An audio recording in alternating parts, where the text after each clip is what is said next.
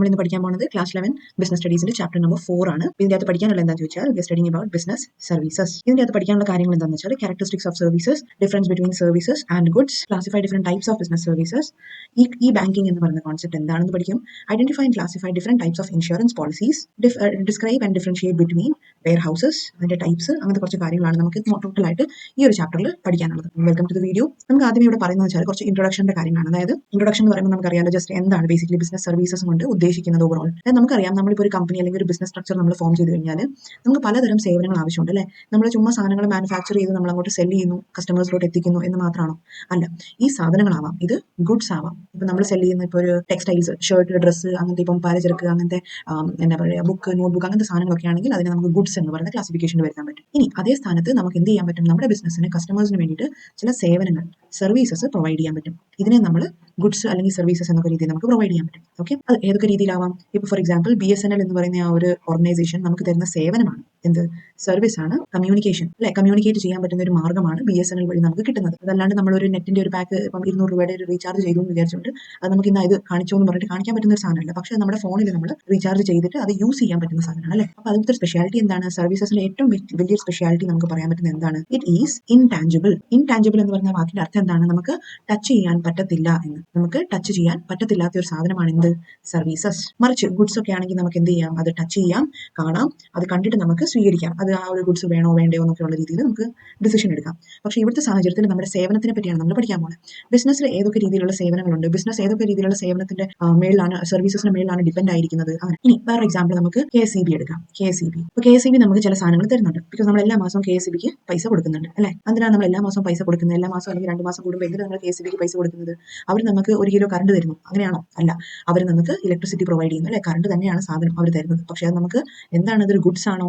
അല്ല, അതൊരു സേവനമാണ്, സർവീസ് ആണ്. ഓക്കെ, അപ്പോൾ എത്ര കിലോ ഇലക്ട്രിസിറ്റി നമ്മൾ കൺസ്യൂം ചെയ്തു എന്നാണോ നമ്മൾ പറയുന്നത്? അല്ല, അത് യൂണിറ്റ്സിൽ നമ്മൾ മെഷർ ചെയ്യും അല്ലെ. എത്ര യൂണിറ്റ്സ് മെഷർ ചെയ്യുന്നു അതിനനുസരിച്ചുള്ള പേയ്മെന്റ് നമ്മൾ ചെയ്യാറ്. അപ്പം അതും ഒരു സേവനമാണ്. ഇനി അതേപോലെ നമുക്കിപ്പം ഒരു ട്രാവൽ, യാത്ര ചെയ്യുകയാണെങ്കിൽ, യാത്ര ചെയ്യുക എന്ന് പറയുമ്പോൾ എന്താണ്? അവിടെ നമുക്ക് കാണാം, നമ്മളൊരു പേയ്മെന്റ് നമ്മൾ കൊടുക്കുന്നുണ്ട് അല്ലെ. ഇപ്പോൾ ബസ്സിൽ കയറി, നമ്മളിപ്പോൾ ഒരു ബസ്സിൽ കയറി കഴിഞ്ഞാൽ നമ്മൾ യാത്ര ചെയ്യുന്നുണ്ട്. അപ്പോൾ അതിന് വേണ്ടിയിട്ട് നമ്മളൊരു 20 രൂപയുടെ ടിക്കറ്റ് എടുത്തു. ഓക്കെ, 20 രൂപയുടെ ടിക്കറ്റും കൊണ്ട് നമുക്ക് എന്താ കിട്ടുന്നത്? ആ ബസ് മൊത്തത്തിൽ കിട്ടുമോ? അല്ലെങ്കിൽ എന്തെങ്കിലും സാധനങ്ങൾ അതിൽ നിന്ന് പറിച്ചെടുത്ത് എടുക്കാൻ പറ്റുമോ? ഇല്ല. അവിടെയും കിട്ടുന്ന എന്താണ്? സേവനമാണ്, സർവീസ് ആണ്. ഇവിടുത്തെ സർവീസ് എന്താണ്? ഒരു പ്ലേസിൽ നിന്ന് മറ്റു പ്ലേസിലോട്ട് പോകാനുള്ള ആ ഒരു സംവിധാനത്തിന് വേണ്ടിയിട്ടാണ് നമ്മൾ 20 രൂപ പേ ചെയ്യുന്നത്. അപ്പോൾ ഈ ഒരു ജസ്റ്റ് ഇൻട്രൊഡക്ഷൻ പാർട്ട് ക്ലിയർ ആണെന്ന് വിശ്വസിക്കുന്നു, റൈറ്റ്? അപ്പം ഇതുപോലെ തന്നെ നമ്മൾ ആലോചിച്ച് നോക്കിയാൽ നമ്മുടെ സമൂഹത്തിലുള്ള പല ജോലികളും, for example doctors, teachers, lawyers, ഈ പറയുന്ന ആൾക്കാരുടെ എക്സെട്ര ഇങ്ങനത്തെ ആൾക്കാരുടെ ഒക്കെ ജോലിയിൽ എന്താ പറയുന്നത്? അവരൊരിക്കലും ഗുഡ്സ്, സാധനങ്ങളല്ല അവിടെ വിൽക്കുന്നത്, സാധനങ്ങൾ അല്ല അവിടെ വിൽക്കുന്നത്, അവിടെ മറിച്ച് സേവനമാണ് അവർ പ്രൊവൈഡ് ചെയ്യുന്നത്. അതിന് വേണ്ടിയിട്ടാണ് നമ്മൾ അവർക്ക് പേയ്മെന്റ് കൊടുക്കുന്നത്. അപ്പോൾ ഇത്രയും പാർട്ടാണ് നമ്മുടെ ഇൻട്രൊഡക്ഷൻ ഏരിയയിൽ കാണാനുണ്ടായിരുന്നത്. അപ്പോൾ ജസ്റ്റ് നമുക്ക് നമ്മുടെ ചാപ്റ്ററിലോട്ട് മൂവ് ചെയ്യാം. ഇനി എന്താണ് speciality? What are the nature of services? സേവനം എന്ന് പറയുന്നതിന്റെ പ്രത്യേകതകൾ എന്താണ്? സർവീസസ് എന്ന് പറഞ്ഞാൽ എന്താ നമ്മൾ കണ്ടു. ഇനി സേവനങ്ങളുടെ ചില ക്യാരക്ടറിസ്റ്റിക്സ് ഉണ്ട്, പ്രത്യേകതകളുണ്ട് അല്ലെ. സർവീസസ് ഏറ്റവും ആദ്യത്തെ പോയിന്റ് നമ്മൾ പഠിച്ചായിരുന്നു. എന്ത്? ടെക്സ്റ്റ് ബുക്കിൽ നോക്കാണ്ട് തന്നെ നമ്മൾ പറയാൻ ശ്രമിക്കുക. സേവനം എന്ന് ചിന്തിച്ചാൽ തന്നെ എന്താണ്? നമ്മൾ അതൊരു ഇൻടാഞ്ചിബിൾ ആണ്. ഇൻടാഞ്ചിബിൾ എന്ന് പറഞ്ഞു കഴിഞ്ഞാൽ നമ്മൾ ഓൾറെഡി അക്കൗണ്ടൻസി പഠിച്ചിട്ടുണ്ട്, ബേസിക്സിൽ പഠിച്ചിട്ടുണ്ട്. ഇൻടാഞ്ചിബിൾ എന്ന് പറഞ്ഞു കഴിഞ്ഞാൽ ദാറ്റ് കനോട്ട് ബി ടച്ച്ഡ്. നമുക്ക് സേവനങ്ങളെ ടച്ച് ചെയ്യാനോ ഫീൽ ചെയ്യാനോ പറ്റത്തില്ല എന്നാണ്. Cannot be touched. ഇനി രണ്ടാമത്തതാണ് ഇൻകൺസിസ്റ്റൻസി. ഇൻകൺസിസ്റ്റൻസി എന്ന് പറയുമ്പോൾ എന്തായിരിക്കാം? കൺസിസ്റ്റന്റ് അല്ലാതിരിക്കുക എന്നുള്ളതാണ്. ഇനി എന്താണ് കൺസിസ്റ്റന്റ് എന്ന് പറയുമ്പോൾ? തുടർച്ച. ഓക്കെ, അപ്പം ഈ സർവീസസിന്റെ സ്പെഷ്യാലിറ്റി എന്താ? ഇപ്പം നമ്മൾ ഫോർ എക്സാമ്പിൾ എടുക്കുകയാണ്, ഇപ്പോൾ ഒരു മൊബൈൽ. ഓക്കെ, നമ്മളിപ്പോൾ ഒരു മൊബൈൽ അല്ലെങ്കിൽ നമ്മുടെ വണ്ടി സർവീസിന് കൊടുത്തു. ഓക്കെ, കാറോ അല്ലെങ്കിൽ വണ്ടിയോ, ഇപ്പം ഏതാണെന്ന് വെച്ചാൽ മൊബൈലോ എന്താണെന്ന് വെച്ചാൽ നമ്മൾ സർവീസിന് കൊടുക്കുകയാണ്. ഓക്കെ, അപ്പോൾ ഒരു പ്രാവശ്യം ചിലപ്പോൾ നമുക്ക് അപ്പം അതിന്റെ എന്താ പറയുക, മൊബൈൽ ആണെങ്കിൽ അതിന്റെ സ്ക്രീൻ മാറ്റാനായിരിക്കും നമ്മൾ പോയി സർവീസ് ചെയ്യുന്നത്. അടുത്ത പ്രാവശ്യം ചിലപ്പോൾ അതിന്റെ സോഫ്റ്റ്വെയർ കംപ്ലൈന്റ് ആയിട്ടായിരിക്കും നമ്മളത് പോകുന്നത്. നെക്സ്റ്റ് ടൈം പോകുന്നത് ചിലപ്പം എന്താ, നമ്മുടെ സ്ക്രീനും പൊട്ടി, പിന്നെ അതേപോലെ സോഫ്റ്റ്വെയർ അപ്ഡേറ്റ് ആയപ്പോഴായിരിക്കും നമ്മൾ പോകുന്നത്. ഇനി ചിലപ്പോൾ എന്താണ്, ക്യാമറയ്ക്ക് എന്തോ ഫോൾട്ട് പറ്റി, അങ്ങനെയായിരിക്കും നമ്മൾ ചിലപ്പോൾ പോകുന്നത്, റൈറ്റ്? അപ്പം ഈ ഓരോ ടൈപ്പ് പ്രാവശ്യം ചെല്ലുമ്പോഴത്തേക്കും നമ്മൾ പോയി സ്വീകരിക്കുന്ന സേവനത്തിന് ചിലപ്പം വ്യത്യാസം വരാം. ഇനി വണ്ടിയുടെ കാര്യത്തിലാണെങ്കിലോ ചിലപ്പം നമ്മൾ ആനുവൽ നമ്മൾ അതിന്റെ ഇടയ്ക്കുണ്ടല്ലോ അല്ലെ, ആനുവൽ സർവീസിന് വേണ്ടിയിട്ടായിരിക്കും നമ്മൾ കൊടുക്കുന്നത്. അപ്പം അവിടെ ആകുമ്പോഴത്തേക്കും മുഴുവൻ നമ്മൾ സർവീസ് ചെയ്യാൻ ബാധ്യസ്ഥരാണ്. ഇനി ചിലപ്പോൾ നമ്മുടെ ടയർ പഞ്ചർ ആയിട്ടോ അല്ലെങ്കിൽ ടയറിന് എന്തെങ്കിലും കേടുപാട് പറ്റിയിട്ടായിരിക്കും നമ്മൾ പോകുന്നത്. പിന്നെ അടുത്ത പ്രാവശ്യം ചിലപ്പോൾ ജസ്റ്റ് വാഷിങ്ങിന് വേണ്ടിയിട്ടായിരിക്കും നമ്മൾ കൊണ്ടുപോയി കൊടുക്കുന്നത്, റൈറ്റ്? അപ്പോൾ സേവനങ്ങൾ എപ്പോഴും ഒരുപോലെ ആവണമെന്ന് ഇല്ല. ഇനിയിപ്പം വേറെ കാര്യം മനസ്സിലാക്കുക, നമ്മൾ അതേ സ്ഥാനത്ത് നമ്മളിപ്പോൾ ഒരു സാധനം മേടിക്കുക, ഇത് സർവീസസിന്റെ കാര്യം പറഞ്ഞു. ഇനി ഇതിന്റെ ഒപ്പത്തിനൊപ്പം നമ്മൾ ഒന്നുകൂടി ക്ലാരിറ്റിക്ക് വേണ്ടിയിട്ട് ഗുഡ്സിന്റെ കാര്യം ആലോചിച്ച്, നമ്മളിപ്പം ഒരു പെർട്ടിക്കുലർ സോപ്പ് മേടിച്ചു, ലക്സിന്റെ ഒരു സോപ്പ് മേടിച്ചു. അപ്പോൾ നമ്മൾ ഈ പ്രാവശ്യം നമ്മൾ എന്ത് മേടിക്കുന്നു? ഇപ്പോൾ നമ്മൾ ലക്സിന്റെ സോപ്പ് മേടിച്ചു. അപ്പോൾ അടുത്ത പ്രാവശ്യം ചെല്ലുമ്പോൾ നമ്മൾ അതേ സെയിം ഗുഡ്സ് ആയിരിക്കും നമുക്ക് കിട്ടുന്നത്. ചിലപ്പോൾ നമ്മളായിട്ട് മാറ്റിയാലേ ഉള്ളൂ. അല്ലാത്ത പക്ഷം നമുക്ക് എന്ത് ചെയ്യാം, സെയിം ഗുഡ്സ് തന്നെ നമുക്ക് എത്ര നമ്പേഴ്സ് വേണമെങ്കിലും മേടിക്കാൻ പറ്റും റിപ്പീറ്റഡ് ആയിട്ട്. പക്ഷേ എപ്പോഴും അതുപോലെയല്ല. നമ്മൾ ചില റെസ്റ്റോറൻറ്റിൽ പോകുമ്പോൾ കാണാറുണ്ട്, സർവീസിംഗ് സെന്ററുകളിലൊക്കെ ചെല്ലുമ്പോൾ നമുക്ക് തോന്നാറുണ്ട്, ചിലപ്പോൾ പ്രത്യേകിച്ച് റെസ്റ്റോറൻറ്റുകളിലാണ് സ്പെഷ്യാലിറ്റി. അവിടെ ചിലപ്പോൾ നമ്മൾ ചില ഷെഫുകളെയൊക്കെ നിയമിക്കുന്നതിന്റെ ബേസിസിലായിരിക്കും അവിടെ ഏറ്റവും കൂടുതൽ തിരക്ക് വരുന്നത്. അപ്പോൾ ആ പെർട്ടിക്കുലർ ഷെഫിന് നമ്മൾ നേരെ പൈസ കൊടുക്കാണ്ട് അയാൾ പിണങ്ങി പോയി കഴിഞ്ഞാൽ എന്ത് സംഭവിക്കും? അപ്പം ആ ഒരു പണ്ടത്തെ ആ ഒരു ക്വാളിറ്റി ഒന്നും, പണ്ടത്തെ ആ ഒരു ടേസ്റ്റ് ഒന്നും ഫുഡിന് ഇല്ലല്ലേ എന്ന് പറയുന്നത് കേട്ടിട്ടില്ലേ പലരും. അപ്പം അതെന്താണെന്ന് വെച്ചാൽ പണ്ടത്തെ ആ ഒരു സർവീസസ് എപ്പോഴും കൺസിസ്റ്റന്റ് ആയിട്ട് അതുപോലെ പ്രൊവൈഡ് ചെയ്യണം എന്ന് ഇല്ല. സോ അതാണ് ഇൻകൺസിസ്റ്റൻസി കൊണ്ട് ഉദ്ദേശിക്കുന്നത്. Next മൂന്നാമതാണ് inseparability. ഇവിടെ ഉദ്ദേശിക്കുന്നത് എന്താണ്? ഇൻസെപ്പറബിലിറ്റി എന്ന് പറയുമ്പോൾ സെപ്പറേറ്റ് ചെയ്യാൻ പറ്റാത്തത്, കനോട്ട് ബി സെപ്പറേറ്റഡ് എന്നാണ് ഉദ്ദേശിക്കുന്നത്. Cannot be separated. ഇനി എന്തിനാണ് നമ്മൾ സെപ്പറേറ്റ് ചെയ്യാൻ നോക്കുന്നത്? ഇപ്പൊ നോക്കി, ഗുഡ്സിന്റെ കാര്യത്തിൽ നമ്മൾ നോക്കി കഴിഞ്ഞ് കഴിഞ്ഞാൽ ആ സാധനം പ്രൊഡ്യൂസ് ചെയ്തു. ഇപ്പോൾ ഒരു ഗോഡൌണിൽ ഒരു കമ്പനിയിൽ ആ സാധനം പ്രൊഡ്യൂസ് ചെയ്യുന്നു, ഒരു പെർട്ടിക്കുലർ ഗുഡ്സ് പ്രൊഡ്യൂസ് ചെയ്യുന്നു. ഇനി അത് പലതരത്തിൽ ഇപ്പം ഹോൾസെയിലേഴ്സിന്റെ അടുത്ത് പോയി, പിന്നെ റീറ്റെയിലേഴ്സിന്റെ അടുത്ത് പോയി, പിന്നെ നമ്മുടെ അടുത്തുള്ള ഷോപ്പിലോട്ട് വന്ന്, പിന്നെ ആയിരിക്കും നമ്മുടെ കയ്യിലോട്ട് എത്തുന്നത്, അല്ലെ, കസ്റ്റമറിന്റെ കയ്യിലോട്ട് എത്തുന്നത്. അപ്പം ആ ഒരു പ്രൊഡക്റ്റിനെ എപ്പോൾ മാനുഫാക്ചർ ചെയ്യുന്നതാണ്? ചിലപ്പോൾ 1 year മുന്നെയോ എല്ലാം മാനുഫാക്ചർ ചെയ്യുന്നതായിരിക്കും. അത് നമുക്ക് വെച്ചിട്ട് പിന്നീട് ഒരു കാലത്തേക്ക് എന്ത് ചെയ്താൽ മതി? സെൽ ഓഫ് ചെയ്താൽ മതിയാവും, റൈറ്റ്? പക്ഷേ ഗുഡ്സിന്റെ സർവീസസിന്റെ കാര്യത്തിൽ എന്താണ്? അത് പോസിബിൾ ആണോ? അല്ല. സർവീസസ് വേണമെന്നുണ്ടെങ്കിൽ അത് ഇൻസെപ്പറബിൾ ആണ്. അത് എപ്പോൾ നമ്മൾ ആവശ്യപ്പെടുന്നു അന്നേരം കസ്റ്റമർ പോയിട്ട് ആവശ്യപ്പെട്ടാൽ അന്നേരം നമുക്ക് അതിന്റെ സർവീസ് കിട്ടും. കസ്റ്റമർ ചെല്ലുന്നു, ആ സേവനം ഇപ്പോൾ മൊബൈലിന്റെ അല്ലെങ്കിൽ കാറിന്റെയോ റിപ്പയറോ വല്ലോ ഒക്കെ ആണെന്ന് വിചാരിക്കാം. അതൊക്കെ സേവനമാണ് നമ്മൾ പഠിച്ചല്ലോ. അപ്പോൾ ഈ കസ്റ്റമർ എപ്പോൾ പോയിട്ട് അവർ ആവശ്യപ്പെടുന്നു, ഈ സർവീസ് ഏജന്റിന്റെ അടുത്ത് ആവശ്യപ്പെടുന്നു, അന്നേരം ആ സർവീസ് അവർ ചെയ്യുന്നു, ഓക്കെ, ആ സേവനം അവർ ചെയ്യുന്നു, എന്നിട്ട് അതിനുള്ള പേയ്മെന്റ് അവർ അന്നേരം തന്നെ കൊടുക്കുന്നു. അപ്പോൾ ഇതെന്ന് വെച്ചാൽ നമുക്ക് സെപ്പറേറ്റ് ആയിട്ടുള്ള രണ്ട് സംഭവമല്ല. കസ്റ്റമർ ആവശ്യപ്പെടുന്നതും ആ ഒരു സേവനം കൊടുക്കുന്നതും ഒരു ഈക്വൽ അല്ലെങ്കിൽ ഒരേ സമയത്ത് നടക്കുന്ന കാര്യങ്ങളാണെന്നാണ് ഉദ്ദേശിക്കുന്നത്. പിന്നെ നാലാമത്താണ് ഇൻവെന്ററി എന്ന് പറഞ്ഞാൽ നാലാമത്തെ പോയിന്റ് കൊണ്ട് ഉദ്ദേശിക്കുന്നത് വെച്ചാൽ ഇത് ഓൾമോസ്റ്റ് നമ്മുടെ തൊട്ട് മേലുള്ള പോയിന്റുമായിട്ട് ചെറിയൊരു സിമിലാരിറ്റി ഉണ്ട്. ഇവിടെ പറഞ്ഞതെന്ന് വെച്ചാൽ ഇവിടെ എന്ത് വേണം? ഗുഡ്സിന്റെ കാര്യത്തിൽ നമുക്ക് പ്രൊഡ്യൂസ് ചെയ്യുന്ന ആൾ നേരിട്ട് കസ്റ്റമറുമായിട്ട് ബന്ധം ഉണ്ടാവണം എന്നില്ല, അല്ലെ? പ്രൊഡ്യൂസ് ചെയ്യുന്ന ആളുടെ ഇടയിൽ കുറെ ഇന്റർമീഡിയറീസ്, ഹോൾസെയിലേഴ്സ്, റീറ്റെയിലേഴ്സ്, പിന്നെ അങ്ങനെ കുറെ ഷോപ്പ് കീപ്പേഴ്സും ഒക്കെ ഇടനിലക്കാരൊക്കെ വരാം, അല്ലെ? എന്നാൽ മാത്രമാണ് ഗുഡ്സ് എങ്ങനെ എത്തിക്കാൻ പറ്റുന്നത്? കസ്റ്റമറിന്റെ കയ്യിലോട്ട് എത്തിക്കാൻ ചാൻസ് ഉണ്ട്. പക്ഷേ സേവനം അങ്ങനെയല്ല. സേവനം ഇപ്പൊ നമ്മൾ എക്സാമ്പിൾ എടുക്കുകയാണെങ്കിൽ, നമ്മളിപ്പോൾ ഒരു ടീച്ചർ പഠിപ്പിക്കുകയാണ്, റൈറ്റ്? ഒരു ടീച്ചറാണ് ഇവിടുത്തെ സർവീസ് പ്രൊവൈഡർ. ടീച്ചർ എന്ത് ചെയ്യുന്നു? ടീച്ചേഴ്സ് പഠിപ്പിക്കുകയാണ്. അപ്പോൾ ഈ ടീച്ചർ പഠിപ്പിക്കുന്നത് ഇപ്പം കുട്ടികൾ ഇവിടെ ഈ ക്ലാസ് റൂമിൽ പഠിത്തം സ്വീകരിക്കാൻ വേണ്ടിയിട്ടുള്ള ഒരു മൊമെന്റിൽ മാത്രമാണ് ആ സേവനം പ്രൊവൈഡ് ചെയ്യുക. അപ്പോൾ ആരും വന്നിട്ടില്ല എന്നുണ്ടെങ്കിലോ ടീച്ചർ ആരെങ്കിലും പഠിപ്പിച്ചിട്ട് പോയാൽ മതിയോ? ഇല്ല. അപ്പം ഇവിടെ എന്താണ്? ആ പെർട്ടിക്കുലർ കസ്റ്റമേഴ്സ് അല്ലെങ്കിൽ ഇവിടുത്തെ കസ്റ്റമേഴ്സ് എന്ന് പറയുമ്പോൾ ഇവിടുത്തെ സ്റ്റുഡൻസ് ആണ്, റൈറ്റ്? ആ സേവനം സ്വീകരിക്കുന്ന ആൾക്കാർ അവിടെ കൺമുന്നിലുണ്ടെങ്കിൽ മാത്രമാണ് നമുക്ക് ആ service then and their provide ചെയ്യാൻ പറ്റുന്നത് എന്ന് നമുക്ക് പറയാൻ പറ്റും. അപ്പം അതിന്റെ ഒരു എക്സാമ്പിൾ ആയിട്ടാണ് ഇവിടെ കൊടുത്തിട്ടുണ്ട് റെയിൽവേ ജേർണി എന്ന് പറയുമ്പോൾ നമ്മൾ ആദ്യമേ ടിക്കറ്റ് എടുക്കുകയാണ്. അപ്പം ഇന്നിപ്പോൾ ഒരു 10ാം തീയതി ആണെന്ന് വെച്ചോ, ഇന്ന് ഒരു 10ാം തീയതിയാണ്. അപ്പം നമ്മൾ അടുത്ത ഒരു 15ാം തീയതിയിലോട്ട് അല്ലെങ്കിൽ 25th നമ്മൾ ഒരു ടിക്കറ്റ് എടുക്കുകയാണ്. ഓക്കെ, 25th വേണ്ടിയിട്ട് ഒരു ടിക്കറ്റ് എടുക്കുകയാണ്. ആ 25th ഒരു ടിക്കറ്റ് നമ്മുടെ കൈ കിട്ടി എന്നുണ്ടെന്ന് വിചാരിച്ചുകൊണ്ട് നമ്മൾ ആ ഒരു എന്നാ പറയുന്നത് സർവീസ് സ്വീകരിച്ചു എന്നാണോ? അല്ല. 25th ട്രെയിൻ ക്യാൻസൽ ആയി പോയി കഴിഞ്ഞാൽ തീർച്ചയായും നമുക്ക് അതിന്റെ റീഫണ്ട് കിട്ടേണ്ടതാണ്, അല്ലേ? അപ്പം ഇത് കിട്ടുക എന്ന് പറയുമ്പോൾ ജസ്റ്റ് ഒരു പ്രൂഫ് അല്ലെങ്കിൽ ഒരു ടെന്റേറ്റീവ് ആയിട്ടുള്ള ഒരു കാര്യം മാത്രം, താൽക്കാലികമായിട്ടുള്ള ഒരു കാര്യം മാത്രമാണ്. ഇനി എപ്പോഴാണ് 25th ട്രെയിൻ വന്നു, നമ്മൾ ട്രെയിനിൽ കയറി യാത്ര ചെയ്ത് ട്രാവൽ ചെയ്ത് തുടങ്ങുമ്പോഴാണ് നമുക്ക് എന്ത് ചെയ്യാൻ പറ്റുന്നത്? നമ്മൾ ഈ പറഞ്ഞ സർവീസ് സ്വീകരിച്ചു എന്ന് നമുക്ക് പറയാൻ പറ്റുന്നത്. പിന്നെ അഞ്ചാമത്തെ ഒരു പോയിന്റ് ആയിട്ടാണ് ഇവിടെ പറയുന്നത് ഇൻവോൾവ്മെന്റ്. ശരിക്കും പറഞ്ഞാൽ ഈ പോയിന്റ്സ് ഒക്കെ ജസ്റ്റ് എന്താണ് റാൻഡം പോയിന്റ്സ് ആണ് കേട്ടോ, വലിയ ഇമ്പോർട്ടൻസ് ഉള്ള പോയിന്റ്സ് അല്ല. ഇത് തിരിച്ചും മറിച്ചും തന്നെ ഒരേ കാര്യം തന്നെയാണ് പറയുന്നത്. ഇനി സർവീസസിന്റെ സ്പെഷ്യാലിറ്റി എന്ന് പറയുമ്പോൾ എന്താണ്? നമ്മൾ നേരത്തെ പറഞ്ഞ പോലെ തന്നെ ഗുഡ്സിന്റെ സ്പെഷ്യാലിറ്റിയിൽ അവിടെ എന്തുണ്ട്? പ്രൊഡ്യൂസർ ഡയറക്ട്ലി കസ്റ്റമേഴ്സുമായിട്ട് റിലേഷൻഷിപ്പ് ഉണ്ടാവണമെന്നില്ല. പക്ഷേ സർവീസസിന്റെ കാര്യത്തിൽ പ്രൊഡ്യൂസ് അല്ലെങ്കിൽ സർവീസ് പ്രൊവൈഡ് ചെയ്യുന്ന ആളും കസ്റ്റമറിനെ കണ്ടിട്ടാണ് എന്ത് ചെയ്യുന്നത്? ആ ഒരു സേവനം പ്രൊവൈഡ് ചെയ്യുന്നത്. നെക്സ്റ്റ് അടുത്തൊരു കോൺസെപ്റ്റ് ആണ് difference between goods and services. അപ്പോൾ ഇത് നമ്മൾ എപ്പോഴും ഓർക്കാം. നമ്മൾ ഡിഫറൻസസ് എഴുതുമ്പോഴത്തേക്കും എപ്പോഴും പറയുന്ന കാര്യങ്ങളാണ്. അതായത് 3 കോളം തിരിച്ചെഴുതുക. അതായത് എന്താണ് ഡിഫറൻസസിന്റെ കോളം? പണ്ടൊക്കെ നമ്മൾ പഠിപ്പിക്കുന്നത് പറയുമ്പോൾ ഡിഫറൻസ് എഴുതാൻ പറയുമ്പോൾ ഒന്നെങ്കിൽ ചില ആൾക്കാർ ആദ്യമേ ഒരു പോയിന്റിനെ പറ്റി എഴുതി, അത് കഴിഞ്ഞിട്ട് അടുത്ത പാരഗ്രാഫ് അടുത്ത പോയിന്റിനെ പറ്റി എഴുതി. അപ്പോൾ അങ്ങനത്തെ ഒരു പേപ്പർ കാണുമ്പോൾ തന്നെ ടീച്ചർമാരുടെ ഒരുമാതിരി എന്താ പറയുക, ക്ഷമ കിട്ടുമോ? ഇത് വായിച്ചെടുക്കണമല്ലോ നോക്കത്ത്. അപ്പം ബിലീവ് മീ, അപ്പം ഏറ്റവും ബെസ്റ്റ് മെത്തേഡ് എന്ന് പറയുമ്പോഴത്തേക്കും നമ്മൾ ഡിഫറൻസസ് ഒക്കെ എഴുതുമ്പോൾ ഇതുപോലെ ഒന്നും എനിക്ക് ടേബിളൊക്കെ വരച്ച് ഡിഫറൻസസ് എഴുതുക. നമ്മൾ ചോദിക്കുന്നത് എന്തിന് തമ്മിലുള്ള ഡിഫറൻസ് ആണ്? ഗുഡ്സും സർവീസസും തമ്മിലുള്ള. അപ്പം നമ്മൾ എഴുതുക ഗുഡ്സ്, സർവീസസ്. എന്നിട്ട് ഇവിടെ ഒരു പുതിയ കോളം കൂടി ആഡ് ചെയ്യുക, that is basis column. Okay, ഈ ഒരു ഫോർമാറ്റിൽ വേണം എപ്പോഴും എഴുതാൻ തൊട്ട്. അപ്പം ബേസിസ് എന്ന് വെച്ചാൽ എന്താണ്? എന്തിന്റെ അടിസ്ഥാനത്തിലാണ് നമ്മൾ ഗുഡ്സിനെയും സർവീസസിനെയും ക്ലാസിഫൈ ചെയ്യുന്നത് എന്നുള്ള രീതിയിൽ നമ്മൾ എഴുതും. ഓക്കെ, അപ്പോൾ ഇതുപോലെ നമ്മൾ എഴുതി ശീലിക്കുക. നമ്മുടെ ടെക്സ്റ്റ് ബുക്കിലും കൊടുത്തിട്ടുണ്ട്. അപ്പോൾ ഇത് ഇമ്പോർട്ടന്റ് ആയിട്ട് മാർക്ക് ചെയ്തേക്കുക. എന്താണ് നേച്ചർ ഓഫ് സർവീസ്? എന്താണ് ഇവിടെ കൊടുത്തിട്ടുണ്ട്? An activity or process. അപ്പം എന്താണ് ഇത്? ബേസിക്കലി സർവീസ് എന്ന് പറയുമ്പോൾ നമ്മൾ അതൊരു പ്രക്രിയയാണ് അല്ലെങ്കിൽ ഒരു ആക്ടിവിറ്റിയാണ്, അല്ലെ? നേച്ചറിൽ നമുക്ക് പറഞ്ഞു കഴിഞ്ഞാൽ അതൊരു ബേസിക്കലി ആക്ടിവിറ്റി ആണ് അല്ലെങ്കിൽ ഒരു പ്രോസസ് ആണ് എന്ന് നമുക്ക് വേണമെങ്കിൽ പറയാം. സോറി, ഞാൻ എഴുതിയതോടെ ആക്ടിവിറ്റി ഇവിടെ. ഓക്കെ, അപ്പം ഗുഡ്സ് സർവീസസിലാണ് നമ്മൾ എഴുതേണ്ടിയിരുന്നത് എന്താണ്? Activity or process. ഇനി ഗുഡ്സിന്റെ കാര്യത്തിൽ എന്താണ്? It is A physical object. അപ്പോൾ നമുക്ക് എന്ത് ചെയ്യാം? ഇത് നമുക്കൊരു ആക്ടിവിറ്റി എന്ന് പറയാൻ പറ്റില്ല. It has A physical existence എന്ന് വേണമെങ്കിൽ പറയാം. നമുക്ക് ഫിസിക്കലി അതൊന്ന് നേരിട്ട് കയ്യിൽ പിടിച്ചോ അല്ലെങ്കിൽ തൊട്ടോ ഒക്കെ കാണാൻ പറ്റുന്നതാണ്. ഇപ്പൊ നമ്മൾ നേരത്തെ പറഞ്ഞ പോലെ ട്രെയിൻ ടിക്കറ്റിന്റെ യാത്രയുടെ കാര്യം പറഞ്ഞ പോലെ, അപ്പൊ അവിടുത്തെ സേവനം എന്താണ്? അവിടുത്തെ ജേർണിയാണ്, യാത്ര എന്ന് പറയുന്നതാണ് അവിടുത്തെ സർവീസ്. ഇനി അവിടുത്തെ ഗുഡ്സ് എന്താണ്? സാധനമായിട്ട് നമ്മുടെ കയ്യിലെല്ലാം കിട്ടുന്നുണ്ടോ? അതാണ് അവിടുത്തെ ടിക്കറ്റ്. മനസ്സിലായില്ലേ? ആ ഒരു യാത്രയുടെ ടിക്കറ്റിനെ നമുക്ക് എന്ത് ചെയ്യാം? കയ്യിലെടുത്ത് കാണിക്കാം, ഇതാണ് ഞാൻ സ്വീകരിച്ച സേവനം എന്ന്. ഓക്കെ, ഇനി നെക്സ്റ്റ് എന്ത് ടൈപ്പാണ്, എന്ത് നേച്ചറിലുള്ളതാണ് എന്ന് ഉദ്ദേശിച്ചാൽ ഹെട്രോജീനിയസ് സർവീസസ് എന്ന് പറയുമ്പോൾ ഹെട്രോജീനിയസ് ആണ്. ഇവിടെ എന്ത് വെറൈറ്റിയും ഇതിനകത്ത് ഉൾക്കൊള്ളാം, അല്ലെ? ഇപ്പൊ നമ്മൾ പറഞ്ഞു ഇതിപ്പം ഒരു സിമിലർ ആവണമെന്നില്ല. നമ്മൾ ഒരു പ്രാവശ്യം നമ്മളൊരു സർവീസ് സെന്ററിൽ പോയി സ്വീകരിച്ച സേവനം സെക്കൻഡ് ടൈം അതുപോലെ തന്നെ കിട്ടണം നിർബന്ധമുണ്ടോ? ഇല്ല. അപ്പോൾ അത് ഡിഫറെൻ്റ് ആവാൻ ചാൻസ് ഉണ്ട് എന്നാണ് ഉദ്ദേശിക്കുന്നത്. ഹെട്രോജീനിയസ് ഡിഫറൻസസ് ഉണ്ട്. ഹോമോജീനിയസ് എന്ന് വെച്ചാൽ എന്താണ്? സിമിലർ ആണ് അല്ലെങ്കിൽ സെയിം ആണ് എന്നാണ് പറയുന്നത്. ഹോമോജീനിയസ്. ഇപ്പോൾ നമ്മളൊരു സോപ്പ് നമ്മൾ മേടിച്ചു, ലക്സിൻ്റെ സോപ്പ് മേടിച്ചു കഴിഞ്ഞ മാസം, ഇനി ഈ മാസം നമ്മൾ ഒരെണ്ണം മേടിച്ചെങ്കിൽ അത് തമ്മിൽ വലിയ ഡിഫറൻസസ് ഒന്നും കാണാൻ ചാൻസ് ഇല്ല അല്ലേ? സെയിം സാധനമാണ് നമ്മൾ പോയി മേടിക്കുന്നെങ്കിൽ അത് അതേപടി കിട്ടാനാണ് ചാൻസ്.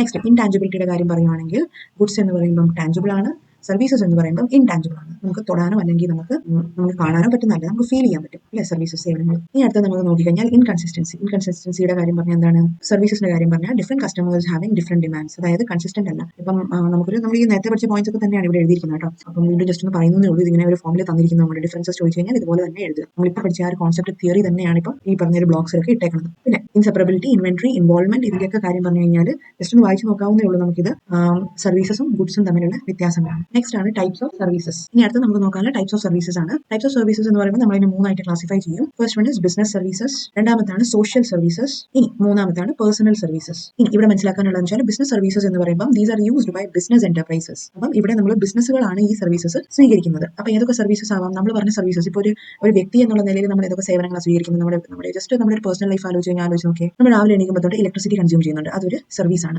ഇലക്ട്രിസിറ്റി കൺസ്യൂം ചെയ്യുന്നുണ്ട്. പിന്നെ അതേപോലെ നമ്മൾ അടുത്തത് എന്താണ്? നമ്മൾ പഠിക്കാൻ പോകുന്നുണ്ട്, അപ്പോൾ ഒരു ടീച്ചറിന്റെ സേവനം നമ്മൾ സ്വീകരിക്കുന്നുണ്ട്. ഓക്കെ.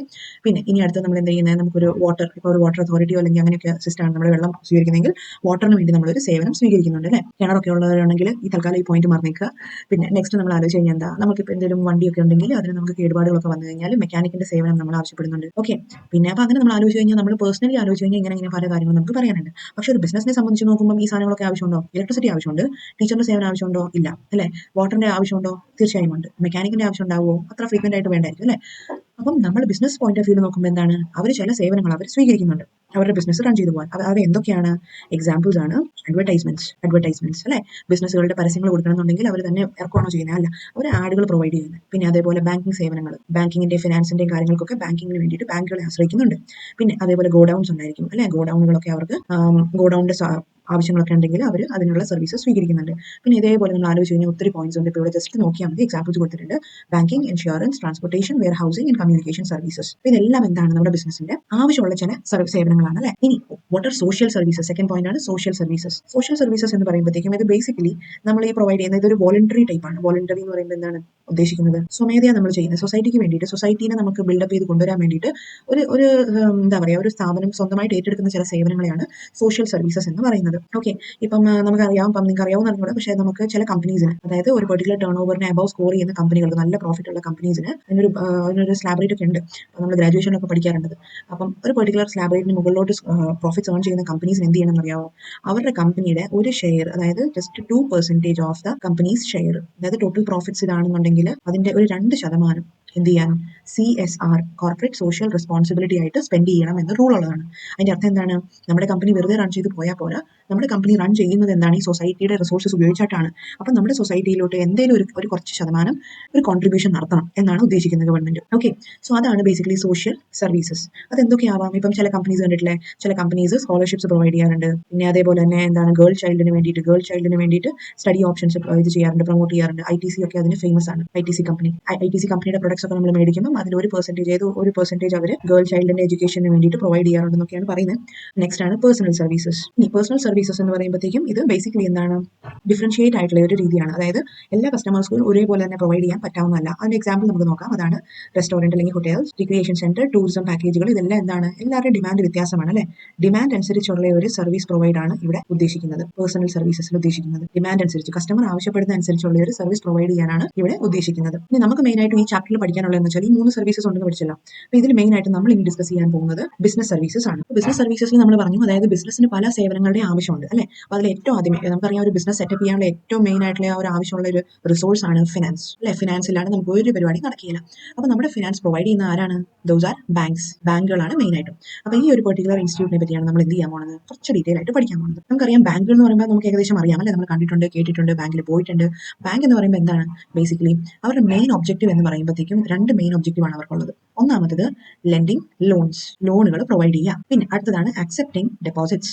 ഈ രണ്ടാണ് മെയിൻ ആയിട്ടുള്ള ബാങ്കിന്റെ ഒബ്ജക്റ്റീവ്സ്. ഇനി ഇത് മാത്രമാണോ ചെയ്യുന്നത് ചോദിച്ചാൽ അല്ല, നമ്മൾ ന്യൂജൻ ബാങ്കുകളുണ്ട്, പിന്നെ അതുപോലെ ഒത്തിരി കാര്യങ്ങൾ അവർ ചെയ്യുന്നുണ്ട് അഡീഷണൽ ആയിട്ട്. അതുകൂടാണ്ട് മെയിൻ ആയിട്ട് എന്താ ഒബ്ജക്റ്റീവ്സ് ചോദിച്ചു കഴിഞ്ഞാൽ ബാങ്കിന്റെ ലെൻഡിങ് ലോൺസ്, ലോൺ പ്രൊവൈഡ് ചെയ്യുക, ഡെപ്പോസിറ്റ് സ്വീകരിക്കുക എന്നുള്ളതാണ് രണ്ട് മാർഗം. അപ്പം ഒരു ബിസിനസ് സ്ഥാപനത്തിനെ സംബന്ധിച്ച് നോക്കുമ്പോൾ അവർക്ക് പല രീതിയിലും ഫിനാൻസ് വേണമെങ്കിൽ കളക്ട് ചെയ്യാം, അല്ലെ, ഫ്രണ്ട്സിന്റെ അടുത്തുനിന്നോ ഫാമിലിയുടെ അടുത്തുനിന്നോ ഒക്കെ കളക്ട് ചെയ്യാം. പക്ഷേ ബാങ്കുകളാണ് ഏറ്റവും നമുക്ക് വിശ്വസിക്കാൻ പറ്റുന്ന ഒരു സോഴ്സ്, അതും കൊമേഴ്ഷ്യൽ ബാങ്ക്സ്. ഇനി നെക്സ്റ്റ് നമ്മൾ പഠിക്കാൻ പോകുന്നതാണ് ടൈപ്സ് ഓഫ് ബാങ്ക്സ്. ഏറ്റവും ആദ്യത്താണ് കൊമേഴ്ഷ്യൽ ബാങ്ക്സ്, സെക്കൻഡ് വൺ ആണ് കോ ഓപ്പറേറ്റീവ് ബാങ്ക്സ്, ഇനി മൂന്നാമത്താണ് സ്പെഷ്യലൈസ്ഡ് ബാങ്ക്സ്, നാലാമത്താണ് സെൻട്രൽ ബാങ്ക്. ഓക്കെ, ഇനി ഏറ്റവും ആദ്യത്തെ നമ്മുടെ കൊമേഴ്ഷ്യൽ ബാങ്ക്സിനെ പറ്റി പഠിക്കുമ്പോൾ നമുക്ക് അറിഞ്ഞിരിക്കേണ്ടത് എന്താണെന്ന് വെച്ചാൽ ഈ ബാങ്കുകളുടെ സ്പെഷ്യാലിറ്റി എന്ന് വെച്ചാൽ അവ റെഗുലേറ്റ് ചെയ്യപ്പെടുന്നത് ബാങ്കിംഗ് റെഗുലേഷൻ ആക്ട് 1949 പ്രകാരമാണ്. ഇതാണ് പോയിന്റ് നമ്പർ 1 കൊമേഴ്ഷ്യൽ ബാങ്ക്സിനെ പറ്റി പറയാനുള്ളത്. They are regulated by banking regulation act 1949. പിന്നെ രണ്ടാമത്തത് ഇവരുടെ മെയിൻ ഒബ്ജക്റ്റീവ്സ് എന്താണ്? നമ്മൾ നേരത്തെ പറഞ്ഞ പോലെ തന്നെ എന്താണ്? Accepting deposits and lending loans. ഇനി മൂന്നാമത്തെ പോയിന്റ് ആണ് there are two types of commercial banks. ഏതൊക്കെയാണ്? പബ്ലിക് സെക്ടർ ഉണ്ട്, പ്രൈവറ്റ് സെക്ടർ ബാങ്ക്സും ഉണ്ട്. ഇനി പബ്ലിക് സെക്ടർ ബാങ്ക് എന്ന് പറയുമ്പോൾ നമുക്കറിയാം ഇവിടെ മേജർ റോൾ എന്ന് പറയുന്ന ആരുടെ കയ്യിലായിരിക്കും? മേജർ റോൾ എന്ന് പറയുന്നത് ഗവൺമെന്റിന്റെ കയ്യിലായിരിക്കും. ഓക്കെ, ഗവൺമെന്റ് ആയിരിക്കും ഇവിടെ കാര്യങ്ങൾ ഡിസൈഡ് ചെയ്യുന്നത് പബ്ലിക് സെക്ടർ ബാങ്ക്സിന്റെ. ഇനി ഏതൊക്കെയാണ് എക്സാമ്പിൾസ്? അവയാണ് SBI, Punjab national bank, Indian overseas bank, അങ്ങനെ പലതും. ഓക്കെ, അപ്പം ഇവിടെയൊക്കെയുള്ള റിക്രൂട്ട്മെന്റ് പോലും എന്താണ്? നമുക്ക് നേരെ കൊണ്ടുപോയിട്ട് നമ്മൾ പൈസയും കൊടുത്തിട്ട് കയറാമെന്ന് വിചാരിക്കേണ്ട.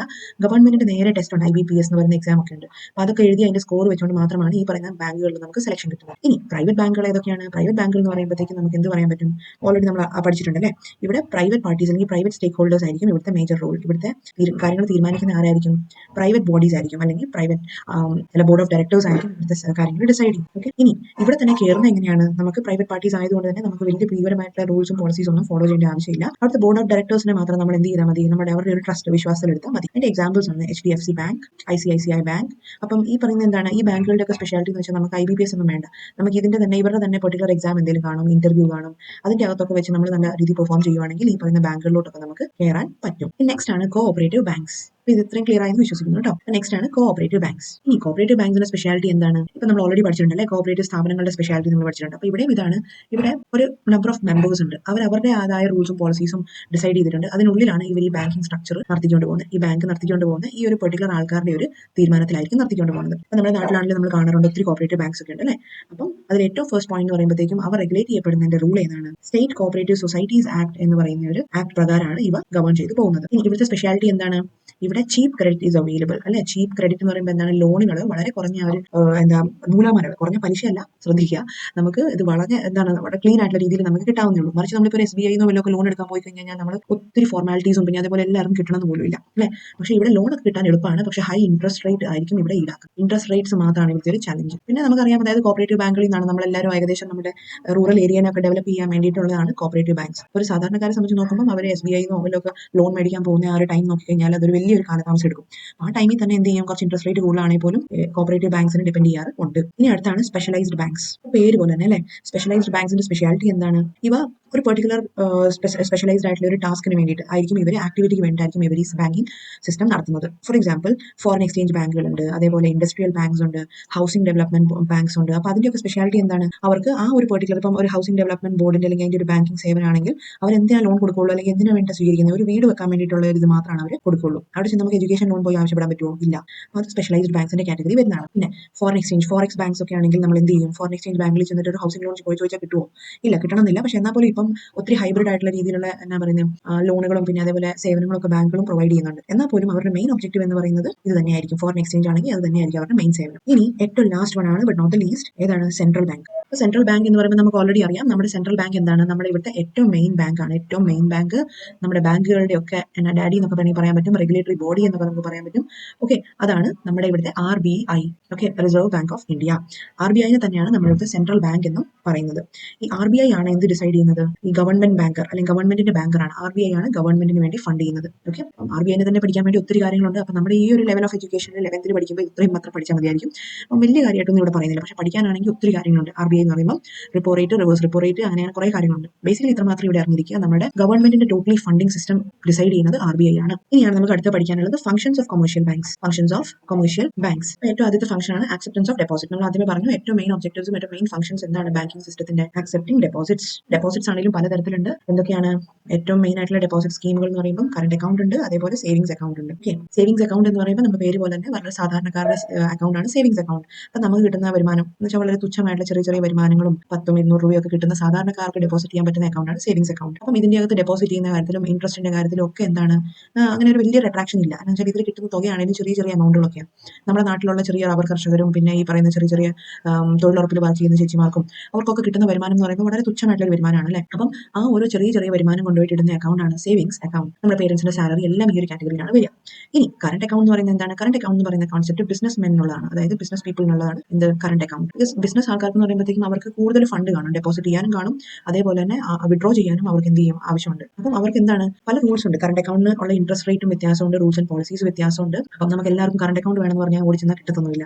അപ്പം കറണ്ട് അക്കൗണ്ട് എന്ന് പറയുമ്പോൾ ബിസിനസ് പീപ്പിൾ എന്നുള്ളതാണെന്ന് മനസ്സിലാക്കുക. പിന്നെ കറണ്ട് അക്കൗണ്ടിനുള്ള ഒരു വലിയ ഫീച്ചറാണ് overdraft facility. Overdraft എന്ന് വെച്ചാൽ നമ്മുടെ നിലവിൽ ഇപ്പം നമ്മുടെ സേവിങ്സ് അക്കൗണ്ടിൽ നമുക്ക് ഒരു 100 രൂപ ബാക്കിയുണ്ട് അക്കൗണ്ടിൽ. ഓക്കെ, അത് നമ്മൾ വിഡ്രോ ചെയ്തെടുത്തെങ്കിൽ അതിന്റെ അകത്ത് എന്തുണ്ട്? 0 ബാലൻസ് ആണ്. പിന്നെ നമുക്ക് അതിൽ നിന്ന് പൈസ വിഡ്രോ ചെയ്യാൻ പറ്റുമോ? ഇല്ല. പക്ഷേ കറണ്ട് അക്കൗണ്ട് സ്പെഷ്യാലിറ്റി എന്ന് വെച്ചാൽ ബിസിനസ്മാൻ ആയതുകൊണ്ട് തന്നെ അവരുടെ ആ ഒരു സിവിൽ സ്കോർ ഒക്കെ വെച്ചനുസരിച്ച് അവർക്ക് ഒരു പെർട്ടിക്കുലർ എമൗണ്ട്, ഇപ്പോൾ ഫോർ എക്സാമ്പിൾ 50,000 റുപ്പീസ് വരെ എക്സ്ട്രാ വിഡ്രോ ചെയ്യാം എന്ന് പറഞ്ഞിട്ടുണ്ടെങ്കിൽ നമ്മുടെ അക്കൗണ്ടിൽ 0 ബാലൻസ് ആയെങ്കിൽ പോലും എക്സ്ട്രാ ഒരു 50,000 കൂടി നമുക്ക് വിഡ്രോ ചെയ്യാം. 50,000 വരെ നമുക്ക് വിഡ്രോ ചെയ്യാം. പക്ഷേ അതും കൂടി തീർത്ത് കഴിഞ്ഞാൽ പറ്റില്ല.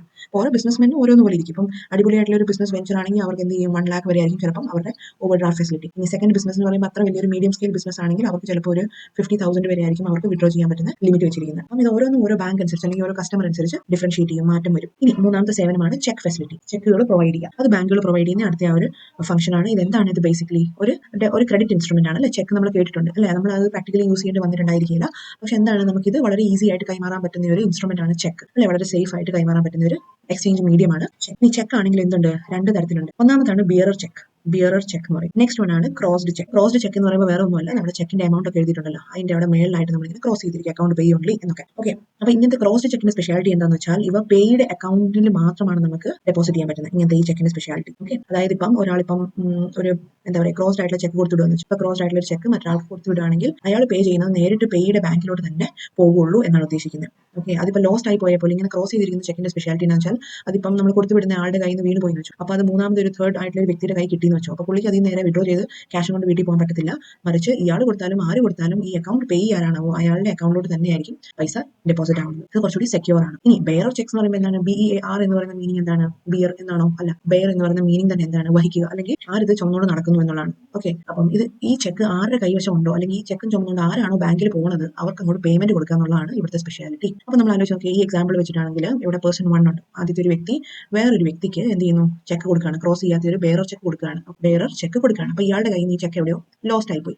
അപ്പോൾ എന്ത് ചെയ്തു? ഒരു മൂന്നാമത്തെ ആൾ, ഒരു തേർഡ് ആയിട്ടുള്ള ഒരു പേഴ്സൺ വന്നിട്ട് ഇയാൾ ഈ ചെക്ക് ഒക്കെ കണ്ടു. അപ്പം ഏത് ബാങ്കാണെന്നൊക്കെ കണ്ട് ഇയാൾ ഈ ബാങ്കിലോട്ട് പോയി. ഓക്കെ, ബാങ്കിൽ പോയിട്ട് ഇത്ര റുപ്പീസ് 50,000 റുപ്പീസ് അവിടെ എഴുതിയിട്ടുണ്ട്. ആദ്യത്തെ കേസ് ആണെങ്കിൽ നമ്മൾ പറഞ്ഞു 50,000 റുപ്പീസ് ഉണ്ടെങ്കിൽ അത് നേരെ നമ്മൾ ആരുടെ അക്കൗണ്ട് പേ ചെയ്യാൻ എഴുതിയിരിക്കുന്നത് അവരുടെ അക്കൗണ്ടിലോട്ട് തന്നെ പോകുമെന്ന് പറഞ്ഞു അല്ലേ.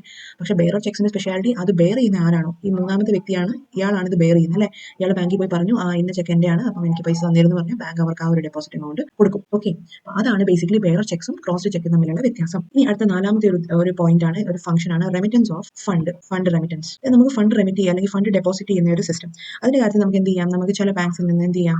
മറ്റൊരു ബാങ്കിലോട്ട് ഫണ്ട് ട്രാൻസ്ഫർ ചെയ്യാം. ഓക്കെ, അപ്പം അത് ഒരു ബാങ്കിനെ സംബന്ധിച്ച് നോക്കുമ്പോൾ അതൊരു എക്സ്ട്രാ ആയിട്ടുള്ള ഒരു ഫീച്ചർ ആണ്. എന്നാൽ പോലും അത് ഇന്നത്തെ കാലത്ത് അഡീഷണൽ ആയിട്ട് പ്രൊവൈഡ് ചെയ്യുന്ന ഒരു ഫെസിലിറ്റിയാണ്. നമുക്ക് പറയാം കോർ ബാങ്കിങ് സിസ്റ്റം എന്നൊക്കെ പറഞ്ഞിട്ടാണ് വന്നേക്കുന്നത്. അതായത് നമുക്ക് ഇപ്പൊ നമ്മുടെ അക്കൗണ്ട് കാനറ ബാങ്കിലാണെങ്കിൽ പോലും നമുക്ക് കാനറ ബാങ്കിൽ നിന്ന് പൈസ വിഡ്രോ ചെയ്യണം. അപ്പൊ നമ്മുടെ മുമ്പിലുള്ള SBIയുടെ ATM ആണ്. അപ്പോൾ അതിൽ നിന്ന് വിഡ്രോ ചെയ്യാൻ പറ്റുമോ? പറ്റും.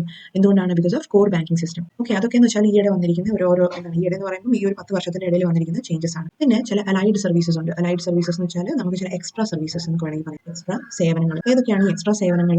അതൊക്കെ എന്ന് പറയുമ്പോൾ ചില ബിൽ പേയ്മെന്റുകൾ, പിന്നെ അതേപോലെ ഗവൺമെന്റിന് ചില സ്കീമുകളൊക്കെ ഉണ്ടല്ലോ, ഈ എന്താ പറയുക വിധവാ പെൻഷൻ അല്ലെ, വിധവാ പെൻഷൻ, പിന്നെ അങ്ങനെ കുറെ സാധനങ്ങളുണ്ടല്ലോ, നമ്മുടെ ഗ്യാസിന്റെ സബ്സിഡി വരുന്നത്. ഇതെല്ലാം സാധനങ്ങൾ എന്ന് പറയുമ്പോൾ എല്ലാം എക്സ്ട്രാ ആക്ടിവിറ്റീസ് ആണ്. പിന്നെ അതേപോലെ നമ്മൾ ടെക്സ്റ്റ് ബുക്ക് നോക്കിക്കഴിഞ്ഞാൽ അറിയാം, നമുക്ക് ചില കമ്പനീസുമായിട്ട് കണക്ട് ചെയ്ത് നമ്മൾ ഇൻഷുറൻസ് പ്രീമിയം കളക്ട് ചെയ്യുക, ഡിവിഡൻഡ് കളക്ട് ചെയ്യുക, അണ്ടർ റൈറ്റിംഗ് സർവീസസ് സേവനങ്ങൾ, ലോക്കർ ഫെസിലിറ്റീസ് സ്വീകരിക്കുക. ഇതെല്ലാം എന്താണ്? ചില എക്സ്ട്രാ സേവനങ്ങളാണ് ബാങ്കുകൾ പ്രൊവൈഡ് ചെയ്യുന്നത്. അന്നേരം നമ്മൾ മനസ്സിലാക്കേണ്ട കാര്യം എന്താണെന്ന് വെച്ചാൽ ബാങ്കിന്റെ മെയിൻ ആയിട്ടുള്ള ഉദ്ദേശം ആകെ 2 എണ്ണമാണ്: accepting deposits and lending loans. ഇനി അടുത്തൊരു ഇമ്പോർട്ടന്റ് ആയിട്ടുള്ള ഒരു കോൺസെപ്റ്റ് ആണ് ഇത്. ഇമ്പോർട്ടൻസ് കൊടുത്ത് തന്നെ പഠിക്കുക ഈ ബാങ്കിങ്. അപ്പോൾ ഈ ബാങ്കിങ് എന്ന് പറയുമ്പോൾ എന്താ ഉദ്ദേശിക്കുന്നത്? ഇവിടെ ഇത്രയേ ഉള്ളൂ, ഇലക്ട്രോണിക് ബാങ്കിങ് എന്നാണ് ഉദ്ദേശിക്കുന്നത്. ഇപ്പം ഇമെയിൽ എന്നൊക്കെ പറയുമ്പോൾ അറിയാം, ഇന്നത്തെ കാലത്ത് ഇതൊന്നും ഒരു പുതുമയുള്ള കോൺസെപ്റ്റ് അല്ല, ഇലക്ട്രോണിക് ബാങ്കിങ് എന്നുകൊണ്ടാണ് ഉദ്ദേശിക്കുന്നത്. അപ്പോൾ നമുക്കറിയാം, നമ്മളിപ്പം പണ്ടൊക്കെ എന്ന് പറയുമ്പോൾ നമുക്കിപ്പോൾ ഒരു ഫണ്ട് ട്രാൻസ്ഫർ ചെയ്യണമെന്നുണ്ടെങ്കിൽ നമ്മുടെ ഒരു ഫ്രണ്ട് പെട്ടെന്ന് വിളിച്ച് ചോദിക്കുകയാണ് രാത്രി 10 മണിയായപ്പം, അയ്യോ ഒരു 10,000 റുപ്പീസ് ബാലൻസ് കാണുമോ അല്ലേ? ബാലൻസ് ഉണ്ടെന്നുണ്ടെങ്കിൽ നല്ല കാര്യം, നമുക്ക് എന്ത് ചെയ്യാം, അന്നേരം തന്നെ നമുക്ക് അങ്ങോട്ട് ഗൂഗിൾ പേ ചെയ്യാം അല്ലെ, പേടിഎം ചെയ്യോ അല്ലെങ്കിൽ ഗൂഗിൾ പേ ചെയ്യോ ട്രാൻസ്ഫർ ചെയ്യാൻ ഈസിയാണ്. പക്ഷെ പണ്ടൊക്കെ ആയിരുന്നെങ്കിലോ, നമ്മൾ അടുത്ത ദിവസമായി 10 മണിയായി ബാങ്കൊക്കെ തുറന്ന് അവിടുത്തെ ആൾക്കാരൊക്കെ വന്ന് അവിടെ ഓഫീഷ്യൽസ് ഒക്കെ വന്നിരുന്ന് അവരുടെ സൗകര്യമൊക്കെ നോക്കി സമാധാനത്തോടെയാണ് അവർ ചെയ്യുള്ളൂ അല്ലെ. അപ്പോൾ നമ്മൾ കുറേ നേരം നമ്മളവിടെ വെയിറ്റ് ചെയ്ത് വല്ല ഉച്ചയൊക്കെ ആകാറാകുമ്പോഴായിരിക്കും ചിലപ്പോൾ നമുക്ക് ഈ ഒരു കാര്യം പോസിബിൾ ആവുന്നത്, ഫണ്ട് ട്രാൻസ്ഫർ. ഇനി ഇടയ്ക്ക് സിസ്റ്റം എറർ വന്നു കഴിഞ്ഞാൽ അതോ കഷ്ടകാലം എന്ന് വിചാരിച്ചാൽ മതി അല്ലെ. പിന്നെ എല്ലാം കൂടി ചെയ്ത് കഴിയുമ്പോഴത്തേക്കും ആയിരിക്കും ചിലപ്പോൾ നമ്മുടെ എന്താ പറയുക, നമ്മുടെ സ്റ്റാഫിന്, ബാങ്കിങ് സ്റ്റാഫിനൊക്കെ 2 മണി എന്നൊരു സമയം അറിയാമല്ലോ, ബ്രേക്കിന്റെ ടൈമാണ്. അപ്പം 2 മണിയാവുന്നത്. അപ്പോൾ നമ്മൾ പിന്നെ വീണ്ടും നമ്മൾ 1/2 മണിക്കൂർ അവിടെ വെയിറ്റ് ചെയ്യണം. അപ്പോൾ പണ്ടൊക്കെ ഒരു സിസ്റ്റം എന്ന് പറയുമ്പോഴത്തേക്കും ബാങ്കിങ് എന്ന് പറയുമ്പോൾ വളരെ ഒരു മുഷിഞ്ഞ ഒരു പ്രോസസ്സാണ്. പക്ഷേ ഇന്നത്തെ കാലത്ത് എന്ന് പറയുമ്പോഴത്തേക്കും എന്താണ്, നമുക്ക് ഫണ്ട് ട്രാൻസ്ഫർ ചെയ്യണോ ചെയ്യാം, ഇനി ബാലൻസ് ചെക്ക് ചെയ്യണോ, പാതിരാത്രി എണീറ്റ് നമുക്ക് പെട്ടെന്ന് തോന്നിയോ എൻ്റെ ബാലൻസ് ആരോ അടിച്ച് വണ്ടി കൊണ്ട് പോയി നോക്കി കഴിഞ്ഞ് പെട്ടെന്ന് ചെക്ക് ചെയ്യാൻ തോന്നിയോ, അന്നേരം നമുക്ക് ചെയ്യാൻ പറ്റും അല്ലേ. അപ്പോൾ അങ്ങനെ നമുക്ക് ശരിക്കും പറഞ്ഞാൽ നമ്മൾ തന്നെ ഒരു ബാങ്കിങ് കമ്പനി തുടങ്ങി വെച്ച പോലെ ഒരു ഫീൽ വരും. അതുപോലെയാണ് നമ്മൾ ഇന്നത്തെ കാലത്ത് ബാങ്കിങ് സേവനങ്ങൾ നമ്മുടെ അടുത്തോട്ട് എത്തിയിരിക്കുന്നത്, ബിക്കോസ് ഓഫ് ഇന്റർനെറ്റ് അല്ലേ. അപ്പം നമുക്കറിയാം ഇന്റർനെറ്റ് ആണ് ഇവിടുത്തെ മെയിൻ ഘടകം.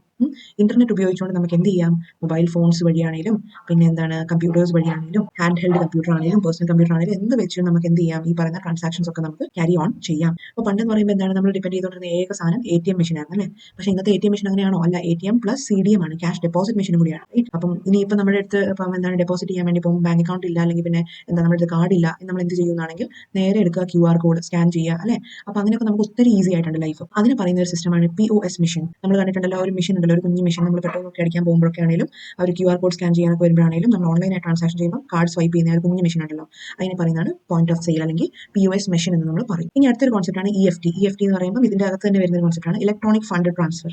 Okay, electronic fund transfer. ഇനി ഈ ഇലക്ട്രോണിക് ഫണ്ട് ട്രാൻസ്ഫർ തന്നെ നമുക്ക് 2 രീതിയിലാണ് പ്രൊവൈഡ് ചെയ്യുന്നത് ബാങ്കുകൾ. ഏതൊക്കെ രീതിയിലാണ്? ഒന്നാമത്തത് NEFT, നെഫ്റ്റിന്റെ ഫോം ഒക്കെ ഫില്ല് ചെയ്ത് അയക്കാൻ പറ്റും നമുക്ക്. ഇതിവിടെ ടെക്സ്റ്റ് ബുക്കിൽ കൊടുത്തിട്ടുണ്ട് കേട്ടോ. നെഫ്റ്റിന്റെ ഫുൾ ഫോം എന്താണ്? National electronic fund transfer. അപ്പോൾ ഇതിനെന്ന് വെച്ചാൽ നമ്മൾ മറ്റ് ബാങ്കിലോട്ട് എന്തായാലും ഇപ്പോൾ കാനറ ബാങ്കിങ് SBIയിലോട്ട് നമ്മൾ ഫണ്ട് ട്രാൻസ്ഫർ ചെയ്യുകയാണെങ്കിൽ നമ്മൾ ഇവിടെ ഇങ്ങനെ എഴുതി നെഫ്റ്റിന്റെ ഒരു ഫോം ഉണ്ട്, ആ ഫോം നമ്മൾ പൂരിപ്പിച്ച് നമ്മൾ ഏത് ബാങ്കിൽ നിന്ന് ഏത് ബാങ്കിലോട്ട് എന്ന് പറഞ്ഞ് എഴുതി കൊടുക്കും. ആ ഫണ്ട് ബാങ്കിൽ ട്രാൻസ്ഫർ ചെയ്യും പ്രോസസ്. ഇനി RTGS എന്ന് പറയുന്ന അടുത്തൊരു ഫണ്ട് ട്രാൻസ്ഫർ സിസ്റ്റമാണ്. റിയൽ ടൈം ഗ്രോസ് സെറ്റിൽമെന്റ് ആണ്. അതും ഇതേപോലെ തന്നെ RTGSന്റെ ഫോം ഫില്ല് ചെയ്യുക, എന്നിട്ട് നമ്മൾ ഡീറ്റെയിൽസ് ഒക്കെ എൻ്റർ ചെയ്യുക, എന്നിട്ട് ബാങ്ക് അതിനെ പ്രോസസ് ചെയ്യും. ഓക്കെ, അപ്പോൾ മെയിൻ ആയിട്ട് പഠിച്ചിരിക്കുന്നത് വെച്ചാൽ ഇമ്പോർട്ടൻ്റ് ആയിട്ടുള്ള കോൺസെപ്റ്റ് എന്താണെന്ന് വെച്ചാൽ എന്താണ് ഈ റിയൽ ടൈം സിസ്റ്റം അല്ലെങ്കിൽ RTGSന്റെ ഫുൾ ഫോം എന്താണെന്ന് അറിഞ്ഞിരിക്കുക, നെഫ്റ്റ് എന്താണെന്ന് അറിഞ്ഞിരിക്കുക, ഇലക്ട്രോണിക് ഫണ്ട് ട്രാൻസ്ഫർ എന്താണെന്ന് അറിഞ്ഞിരിക്കുക. അപ്പോൾ ഇന്നത്തെ ഒരു കാലഘട്ടം ആയതുകൊണ്ട് തന്നെ ഇലക്ട്രോണിക് ബാങ്കിങ് എന്ന് പറയുന്ന സിസ്റ്റം വളരെയധികം ഇമ്പോർട്ടൻസ് ഉള്ള ഒരു കാര്യമാണ്. ഇനി എന്തൊക്കെയാണ് ഇതിന്റെ ബെനിഫിറ്റ്സ്, എന്തൊക്കെയാണ് നമ്മുടെ ടെക്സ്റ്റ് ബുക്കിൽ നോക്കിക്കേ. ഇലക്ട്രോണിക് ബാങ്കിങ് ഫെസിലിറ്റി എന്ന് പറയുമ്പോഴത്തേക്കും ഒരു ട്രാൻസ്പെറൻസിയാണ് പ്രൊവൈഡ് ചെയ്യുന്നത് അല്ലേ. നമുക്ക് എന്തുമാത്രം നമ്മൾ കൊടുത്തു വാങ്ങി കിട്ടി എല്ലാത്തിൻ്റെയും നമ്മൾ ട്രാൻസാക്ഷൻസ് എല്ലാം നമുക്ക് വിസിബിൾ ആക്കി കാണാൻ പറ്റും.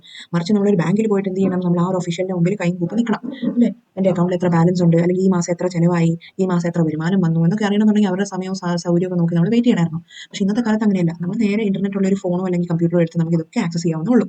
നെക്സ്റ്റ്, ഈ ബാങ്കിങ് പ്രൊവൈഡ്സ് 24 hours സർവീസസ്. അതായത് നമുക്ക് ഇന്റർനെറ്റ് സർവീസ് ഒക്കെ ഓക്കെ ആണെന്നുണ്ടെങ്കിൽ നമുക്ക് എവിടെ നിന്നും നമുക്ക് ഈ സേവനങ്ങൾ സ്വീകരിക്കാവുന്നതാണ്. വളരെ ലിമിറ്റഡ് ആയിട്ടുള്ള ചില സേവനങ്ങൾ മാത്രമാണ് ബാങ്കുകൾ പ്രൊവൈഡ് ചെയ്യാത്തുള്ളൂ. അല്ലാത്ത പക്ഷം ഓൾമോസ്റ്റ് 99% എല്ലാ സർവീസും കസ്റ്റമേഴ്സിന് നേരിട്ട് ചെയ്യാവുന്നതാണ്. ഇനി നമുക്ക് മൂന്നാമത്തെ ഒരു ബെനിഫിറ്റ് എന്താ പറയുന്നത്, നമുക്ക് ഓൾറെഡി അറിയാം, അതായത് കസ്റ്റമേഴ്സിന് എവിടെ നിന്നും ട്രാൻസാക്ഷൻസ് ചെയ്യാൻ പോസിബിൾ ആണ്. നെക്സ്റ്റ് ആണ് ഇവിടെ പറയുന്നത്, it includes A sense of financial discipline.